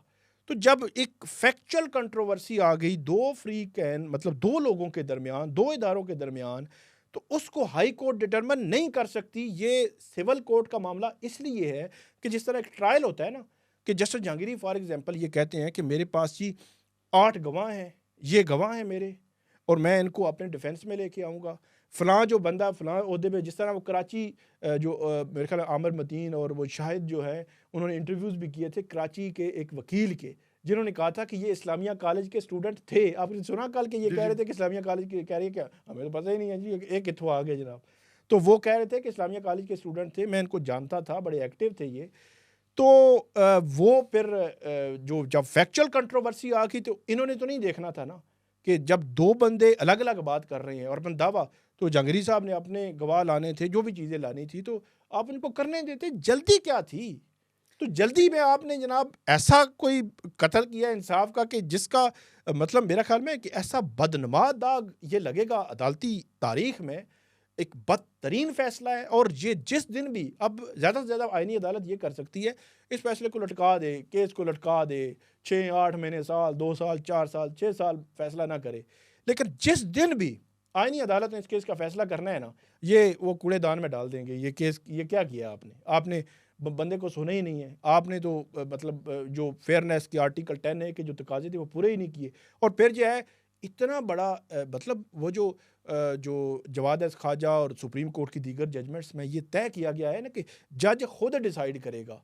यार वो एक बिल्कुल बहुत माइनर इशू हो, कोई इनडायरेक्ट कोई आप पे इल्ज़ाम आ रहा हो कि नहीं आप फ़लाँ तल्लक से आपका हमें खदशा है कि आपका फ़लाँ तल्लक है, इसलिए आप बेंच से अलग हो। यहाँ क्या मसला, यहाँ तो यार क्रिस्टल क्लियर बंदा कह रहा है मैं आपके खिलाफ अभी भी दरख्वास्त गुजार हूँ जनाब, आप मेरा केस ना सुने क्योंकि आप बायस तो उन्होंने उसको भी रिजेक्ट कर दिया। मतलब ये सलाहुद्दीन, फिर जो 8वां और 9वां जो पॉइंट है वो अब मतलब मैं ये कह रहा हूँ कि ये हुकूमती वज़रा हैं जो ख़ास तौर पर जो कानून शून जानते हैं, आप सुनिएगा वो खुल के इसको डिफेंड भी नहीं कर सकते, खुल के। अब करना तो है, ज़ाहिर सी बात है, हुकूमत है, वो खुद लेके आए हैं, उनके पास कोई चीज़ नहीं है। वो बैरिस्टर अकील साहब प्रोग्राम में थे तो उन्होंने कहा जी वो तो उन्होंने सुप्रीम जुडिशल काउंसिल का काम था, उनको करना चाहिए था, ये हाई कोर्ट का नहीं बनता, लेकिन क्योंकि ऑर्डर आ गया तो हमने इम्प्लीमेंट तो करना है हाई कोर्ट का। हाँ, और फिर रातों रात उसका नोटिफिकेशन भी आ गया, नोटिफिकेशन वेबसाइट से तस्वीर हटा दी गई। 3 दिन जस्टिस मंसूर अली शाह की नहीं हटी, लेकिन यहाँ पर इतनी जल्दी थी, डोगर साहब ने कहा वेबसाइट से तस्वीर भी हटा दो। कोई उन्होंने कहा मुझे इसकी शक्ल नहीं देखनी, शक्ल में वो किसी मैंने सुना, मुझे आई डोंट नो, मुझे सही नहीं उसकी इंफॉर्मेशन 100% नहीं, लेकिन वो किसी ने कहा कि जहांगीरी को तो न देंगे, तो वो अब इसके फैसले की वैल्यू कोई कानूनी भी नहीं है, आईनी भी नहीं है, तुनने की है कि तुन दियो जी, चलो जी, केड़ा जरूरत नहीं है सुनने की, जरूरत नहीं है जनाब। मतलब ये है कि बंदा कह रहा है मैं जवाब देने के लिए तैयार हूँ, आप मुझे टाइम दें और मैं जो है जवाब दूंगा। तो ये फैसला कभी भी बरकरार जो है वो नहीं रह सकेगा। टेक्निकली जो जस्टिस जहांगीरी का जो एक इल्ज़ाम है उसको भी तकवीयत देता है कि चीफ जस्टिस डोगर साहब ने उनको कहा कि मुझ पर बहुत दबाव है कि इस केस को जल्दी तय करो, और उन्होंने फैसला करके उनको साबित कर दिया कि मैंने वो दबाव लिया तो और मैंने उस दबाव पर अमल किया। है ना, तासुर ऐसा बना कि यार वो कह रहे हैं कि आपने मुझे खुद कहा और एक जज जो है ना, हाई कोर्ट का जज, एक एफिडेविट बयान अल्फी दे रहा है कि मेरे साथ ये बात हुई है, तो आप उसको एक रफली जो है वो डिनाई नहीं कर सकते कि यार ठीक है जी, बात आम बंदे ने बात नहीं की, रेडी वाले नहीं, आपका जो कोलीग है उसने बात की है, आपने उसको मतलब वज़न देना है और आप जो वो बात कर रहे हैं उसी के तहत आपने बात कर दी। फिर इन्होंने जो सिंध हाई कोर्ट का जो आखिरी इसमें बड़ा पॉइंट है, सिंध हाई कोर्ट ने वो सस्पेंड किया हुआ था कराची यूनिवर्सिटी का डिक्लेरेशन कि जिसमें कहा गया कि ये डिग्री कैंसिल है। अच्छा, इसमें जो और कराची यूनिवर्सिटी के कंसेंट से सस्पेंड किया और हुआ था। वो जो कराची यूनिवर्सिटी का रजिस्ट्रार है उसके खिलाफ सिंध हाई कोर्ट में जहांगीरी साहब ने कंटेम्प्ट की पिटीशन फाइल की है और उसमें मैंने सुना नोटिस भी हो गए हैं। और सूरत हाल ये है कि यहाँ पे आके कराची यूनिवर्सिटी के रजिस्ट्रार ने जो रिकॉर्ड जमा कराया और जो खुद पेश हुआ उसने बताया ही नहीं, मतलब ये छुपाया कि कराची यूनिवर्सिटी ने जो सिंध हाई कोर्ट ने हमें जो है वो मुअत्तल किया हुआ है सारा डिक्लेरेशन हमारा, और जो डिक्लेरेशन मुअत्तल है मतलब एग्जिस्ट ही नहीं करता, उस डिक्लेरेशन को बुनियाद बनाकर उसको फर्दर प्रोसीड करके जनाब जस्टिस डोगर साहब ने एक अपने ब्रदर जज को घर भेज दिया। एक मुअत्तल शुदा कार्रवाई को इस्तेमाल करके उन्होंने, तो वो मैं वही कह रहा हूँ, हाई कोर्ट के जज को फारिग किया। High court. और ये एक चीज़ बड़ी क्लियर है, ये एक खौफनाक खेल जो है वो शुरू हुआ है। ये अब जो है वो अब देखिएगा कि हाई कोर्ट या सुप्रीम कोर्ट के जजों के खिलाफ वो वारंटों की पटिशन आएंगी। अब किसी जज के पास सामने आ जाए तो वो जज लिख दे जी चलो जी जनाब फ़लाँ आज़म खान साहब या फ़लाँ जज जो है आप जो है वो स्टे है, आप फर्दर प्रोसीड नहीं कर सकते, जुडिशल फंक्शन जो है वो नहीं करेंगे, तो वो 20 दिन पे लगे रहे आईनी अदालत में स्टे शेक कराने के। इसी तरह तो चलता रहेगा। एक और केस भी, एक और इसी हाई कोर्ट के जज हैं जी, जिनके साथ हमारी रियासत ने और हमारी अदलिया ने बड़ा मुख्तलिफ रवैया अख्तियार किया है। वो हैं एडिशनल इस्लामाबाद हाई कोर्ट के जज जस्टिस आसिफ रेकी साहब। उनके बेटे ने हमारी 2 बेटियां कुचल कर कत्ल कर दी, अंडर एज बेचा, नॉन कस्टम पेड गाड़ी, ना उसके पास शनाख्ती कार्ड, ना उसके पास लाइसेंस, 3 दिन में रहा। वो जरा केस क्या है, जरा बताएंगे जरा लोगों को कि उसमें वाकया कैसे हुआ और फिर कातिल का प्रोटोकॉल क्या था। बड़ा अलमिया है, बड़ा अनफॉर्चुनेट है और मेरे ख्याल में इसको कभी डिफेंड भी नहीं किया जा सकता। हम पहले ये सुनते रहे हैं कि लाहौर कराची में भी वाक़यात हुए, लेकिन उन वाक़यात को कंक्लूड होते होते ना महीना लग जाता था, को 2-4 पेशियाँ पड़ती थीं, को वो जो मुतलका लोग होते थे वो जेल जाते थे, कोई मतलब कोई ना कोई सिचुएशन बनती थी।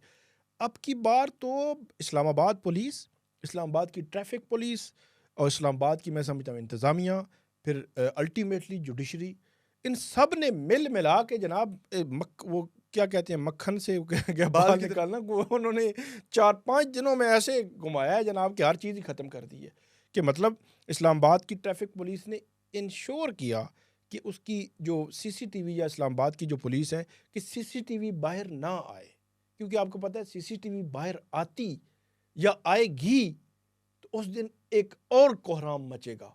कि मुझे तो ज़राए जिसने बताया कि जिसने कुछ CCTV देखी है, उन्होंने कहा कि वो दे नहीं रहे लेकिन देखी है, वो कह रहा है कि वो ज़्यादा खौफनाक और मतलब सूरत हाल है कि जिस तरह बच्चियों को कुचला गया।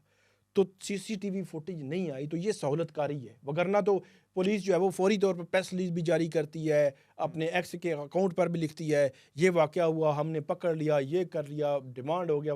बिल्कुल भी पुलिस ने कोई इन्फॉर्मेशन नहीं दी, बल्कि 24 घंटे खबर दबाई रखी। वो सुना है कि पहले जज साहब के बेटे को लेके चले गए थे वहाँ से। वहाँ पे जो जब ये वाक़या हुआ वहाँ पे जो बेटे ने वालिद साहब को कर दी होगी, कॉल कर दी होगी और वहाँ पे 2 बच्चियाँ मार दी। तो वहाँ पे वे पहुँच गए स्पॉट पे। अब ये लेके गए या वो ख़ुद चला गया या पुलिस ने भेज दिया, अब मुझे ये नहीं पता, लेकिन ये वाक़या है तकरीबन 1:30 बजे का। 3 बजे उसका भाई दरख्वास्त देता है और पुलिस ने 5-5:30 की गिरफ्तारी डाली है। तो अब ये जो 4 घंटे हैं, तो 4 घंटे क्या गिरफ्तारी नहीं डाली कि गिरफ्तारी तो आपने जब पुलिस भी पहुंच गई है, बच्चा भी खड़ा है, तो बच्चियां तो गिरफ्तारी जो है वो 4 घंटे डिले है। तो उससे ये तासुर मिलता है, जो खबरें आती हैं उनको तकवीयत मिलती है कि शायद उसको भेज दिया गया था और उसके बाद उसको फिर वापस लाया गया और उसके बाद फिर ये इन्होंने FIR हुई और सारा जो है वो मामला हुआ। वो जब एक लड़की तो उनमें से जिंदा भी थी। जी जी, लेकिन उसको हॉस्पिटल नहीं शिफ्ट किया गया। हॉस्पिटल उसको पिम्स शिफ्ट किया गया, उसको जो है वो पोली क्लिनिक पहले लड़के को घर पहुंचाया गया, कातिल को घर पहुंचाया गया। पोली क्लिनिक उनको शिफ्ट किया जाना चाहिए था, उनको पिम्स किया गया। अब आई डोंट नो कि क्या वजह बनी। डेफिनेटली वहाँ पे पुलिस वाले भी थे, कोई ऐसा उनका मकसद यकीनी तौर पर नहीं होगा कि दूसरी बच्ची भी हो जाए। कोशिश की गई होगी इनिशली कि वो बच जाए, लेकिन जो पहला काम था वो जज साहब के बेटे को बचाना था, तो वो तरजीह थी। इसमें जो बताया जाता है बेटियां तरजीह नहीं थी। बच्ची जो है वो बच्चियों के पास जो है वो कोई बर्गर और इस किस्म की वो जो होते हैं ड्रिंक्स वगैरह और इस तरह की चीज़ें थी, स्कूटी पे वो जा रही थी। तो इसमें जो ट्रैफिक पुलिस, इस्लामाबाद की जो पुलिस है, और उसके बाद आप देखें कि जुडिशरी में भी जब ये उनको पेश किया गया, पहली हेयरिंग तो पता ही नहीं चला, दूसरी हेयरिंग पे भी कोर्ट आवर्स के बाद पेश किया गया और वहाँ कोर्ट में मीडिया की पाबंदी लगा दी गई। तो मैं कह रहा हूँ कि किसी ने मतलब सहूलतकारी में पीछे नहीं हटा, हर किसी ने अपनी अपनी। मीडिया पर पाबंदी क्यों लगा रहे हैं यार आप? ठीक है, आपकी सुलह हो रही है, वो सुलह दे रहे हैं, हमें तो इतना पता है कि फिर वो जो लड़की का भाई है वो जब बाहर निकला तो वो रोते हुए गया है। अब ये खबर भी बाहर नहीं आई उनके साथ क्या तय हुआ है, उनके लेन देन हुआ है, कितना हुआ है, नहीं हुआ, लेकिन कोर्ट रिकॉर्ड पे उन्होंने ये लिखा है कि हमने अल्लाह की रज़ा के लिए इनको जो है माफ़ कर दिया और मामला जो है ख़त्म हो गया। तो ये जब आप छुपाएंगे तो फिर सवालात तो उठेंगे ना, सारे इस सिस्टम पे, स्ट्रक्चर पे सवालात उठेंगे। फिर गाड़ी जो है वो जनाब कस्टम नॉन कस्टम प्लेट गाड़ी, उस पर जाली नंबर प्लेट लगी हुई, तो किसी एक्साइज से किसी तरफ से कोई चीज़ नहीं आई। अभी मैं सुन रहा हूँ कि कोई एक्साइज वाले या कोई मुतारिक हुए हैं, लेकिन जब मामला जो है क्लोज हो चुका है, तो अब जो गाड़ी ले भी लें तो क्या हो जाएगा। ये हमारे वो इसके जो ट्रैफिक पुलिस के आजकल हैं, जी हमायूं सब थे, जी ठीक है, मुझे तो उन पर आ रही है कि बड़ी टिकटॉक की वीडियोस लगाते हैं, जी और वो इतनी उनको शर्म नहीं है कि उनकी पुलिस ने इतनी जहमत नहीं की कि उस मौके पर वो सीसीटीवी जारी करते, ये प्रेस रिलीज जारी करते, सब कुछ एक पोजीशन लेते। उम्मीद तौर पर वो बात करते होते हैं, एक्स पे आके भी बात करते होते हैं, एक्स के अकाउंट पे बड़े ट्वीट कर रहे होते हैं। इस किस्म के वाकयात को हमेशा से उनके एक्स के अकाउंट पे ट्वीट्स आती हैं। और मुझे ना साकिब भाई एक और भी बड़ा दुख है इस केस में, और उससे मुझे आइडिया होता है कि पाकिस्तान अब इतनी बुरी तरह हमारा ये मुल्क तबाह किया गया कि हमारी सिविल सोसाइटी भी मर गई है। कोई नहीं। हमारी बेटी नूर मुकद्दम कत्ल हुई थी ना, तो सिविल सोसाइटी शमें जला रही थी, बैठ रही थी। ये दो बेटियां कत्ल हुई, कहीं पे कोई शमें नहीं जली, कोई बंदा नहीं निकला घर से यार, कुछ भी नहीं हुआ। बिल्कुल कि एक जज के बेटे ने बदमाशी से दो बेटियां कुचल दी, हमारी कोई निकला ही नहीं, कोई भी नहीं निकला। बिल्कुल, ये क्यों? क्योंकि वो रियासत का लाडला जज है, उसके पीछे रियासत खड़ी हुई है, उसको कोयटा से लाया गया तो वो हमारी बेटियां कुचले, इस्लामाबाद में आके कत्ल करे। हम इतने बेहिस हो गए, इतने बेशर्म हो गए। एनीवे, अब आखिरी जो मैं आपसे पूछूंगा वो आपकी ज़ात से जुड़ा हुआ एक सवाल है। मतीला जान आजकल ड्रग्स का केस भुगत रहे हैं माशाल्लाह से। वो एक पाकिस्तान का जिस शख्स ने 3 दहाइयाँ इस सहाफ़त के शोबे को दे दी, वो आज ड्रग्स के और दहशतगर्दी के केस में ट्रायल भुगत रहा है। ठीक है, और जज साहब बड़े मजे से वो ट्रायल चला भी रहे हैं। आप भी उस रात मतीला जान के साथ थे जब उठाए गए? जी, मैं भी साथ था। और जज साहब का था वो? आपने जज साहब का बताया, चलें वो किस्सा तो बाद में बताते हैं। हुआ ये था कि ये 27 नवंबर की रात थी और दिन भर सुबह 9 बजे से शाम रात तक हम जो है वो डाटा कलेक्ट कर रहे थे कि कितने ज़ख्मी पिम्स और पॉलीक्लिनिक लाए गए, कितनी डेड बॉडीज़ थी, वो किस वजह से, क्योंकि काज वो भी लिखी होती है कि किस वजह से ये ज़ख्मी हुआ है, ये एक्सीडेंट केस है या किसी को कोई फायर लगा है या क्या हुआ है, तो वो भी लिखा होता है रजिस्टर पे। तो हर चीज़ हम कर रहे थे, तो बहुत सारी चीज़ें हमने कलेक्ट कर ली थी जो मेरे ख्याल में बाद में तो छुपा दी गई या आगे पीछे कर दी गई। तो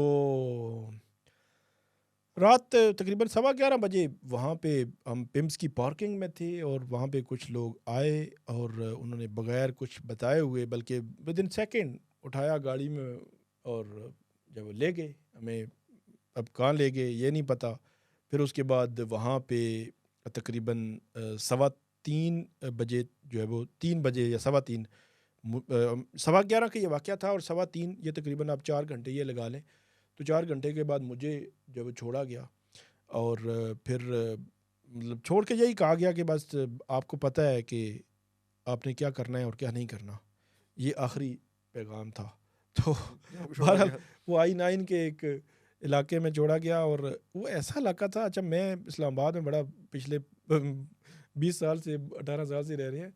ऐसा गुमनाम सा इलाका था वो आई-9 का कि रात के 3:15 बजे दूर दूर तक कोई बंदा ना बंदे की ज़ात, और वहाँ पे बड़ी एक अजीब सी खौफ की फिजा और ऊपर से एक बंदा खासतौर पे जो अगवा रहा हो वो जब छोड़ा जाए तो मैं वैसे ही एक तरफ जा रहा हूँ, आगे से रोड बंद है, फिर दूसरी तरफ आ रहा हूँ, मैंने कहा निकलेगा कि ये कहाँ से, कि फिर बड़ा करते करते मैं उधर आईजेपी रोड पे आया।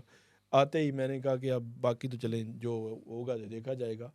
तो मैंने वहाँ से गाड़ी जो पकड़ी और चला गया उधर ही पिम्स में चला गया, और वहाँ पे तो ये वाक़या तो हो गया। उसके बाद हमने रिपोर्ट वगैरह भी कर दिया सारा। तो सुबह हैरान तौर पर पता चला जी वो उस पे मतीउल्लाह जान साहब पे उन्होंने आइस डाल दी है, दहशतगर्दी डाल दी है, और सारा कुछ मतलब झूठ फेक एक वक़ुआ बना के वो डाल दिया गया है। तो वो 1 साल से वो भुगत रहे हैं।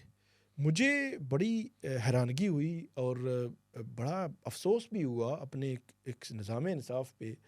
जज ताहिर अब्बास सपरा साहब जो है वो मुझे भी जानते हैं बतौर रिपोर्टर, और मतीउल्लाह जान को। अल्हम्दुलिल्लाह मतलब क्रेडिबिलिटी का भी कोई इशू नहीं है कि कोई ऐसी हम जो है वो कोई ऐसा काम करते हैं, फेयर रिपोर्टिंग करते आए हैं। उन्होंने एक तो जो एफिडेविट दिया था, उस जो एफिडेविट को आपने जी मैंने एफिडेविट दिया था कि एक्चुअल वाक़या ये हुआ था। तो उसको उन्होंने प्रामाफशाही भी नहीं देखा कि यार कोई देख लें कि इन्होंने बरियत की दरख्वास्त दायर की है ये वो। दूसरा जो अफसोसनाक पहलू है, उन्होंने पिछली हियरिंग पे ये कहा कि ये जो सहाफ़ी खड़े हैं तो ये बातें तो बड़ी करते हैं, तो ये आम लोगों के केसेस तो उस तरह रिपोर्ट नहीं करते, कि आम लोगों के बड़े इश्यूज़ हैं, बड़े बड़े केस होते हैं, तो उनको तो रिपोर्ट नहीं करते ये, वैसे तो बातें ये बड़ी करते हैं। अच्छा, ये वाज़ नसीहत हमें उन्होंने की, तो मैंने कहा चलें ठीक है, अब मतलब जज साहब कह रहे हैं तो चलें आम लोगों के भी रिपोर्ट कर देंगे।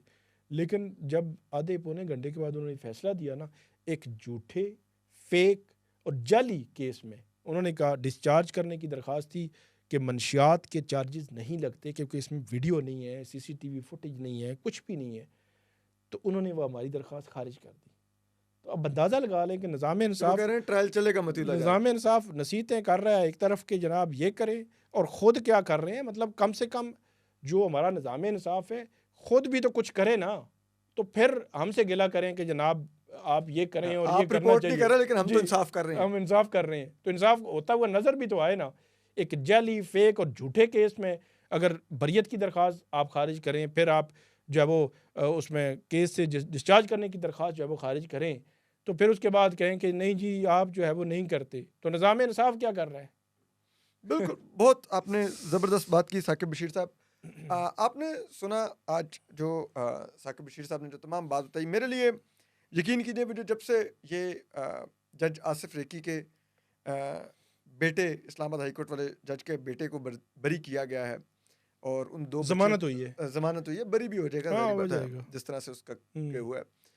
तो मुझे एक चीज़ जो मेरे अंदर बहुत ही मुझे उस दिन की एक कर्ब में मुब्तला रखे हुए है, वो ये है कि हमारी तो अब सिविल सोसाइटी भी कंप्रोमाइज़ हो गई है कि बिल्कुल हम दुरुस्त हमने नूर मुकद्दम का केस उठाया था, हमारी सिविल सोसाइटी ने तकरीबात की थी, हम लोगों ने उसको कवरेज की थी। साकिब भाई ने तो डे टू डे उसका ट्रायल कवर किया हुआ है, सबसे एक्सटेंसिवली इन्हीं ने कवर किया था।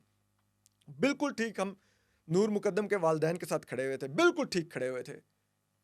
लेकिन आज हम सब लोगों ने छोड़ दिया, किसी ने कोशिश नहीं की, कोई शमा जलाते, कोई उसकी फैमिली के साथ जाके खड़े होते, कोई इतने इन्फ्लुएंशियल लोग हैं, कोई सीसीटीवी वीडियो निकलवाते कि उस वक्त जज के बेटे ने किया क्या वहां पर।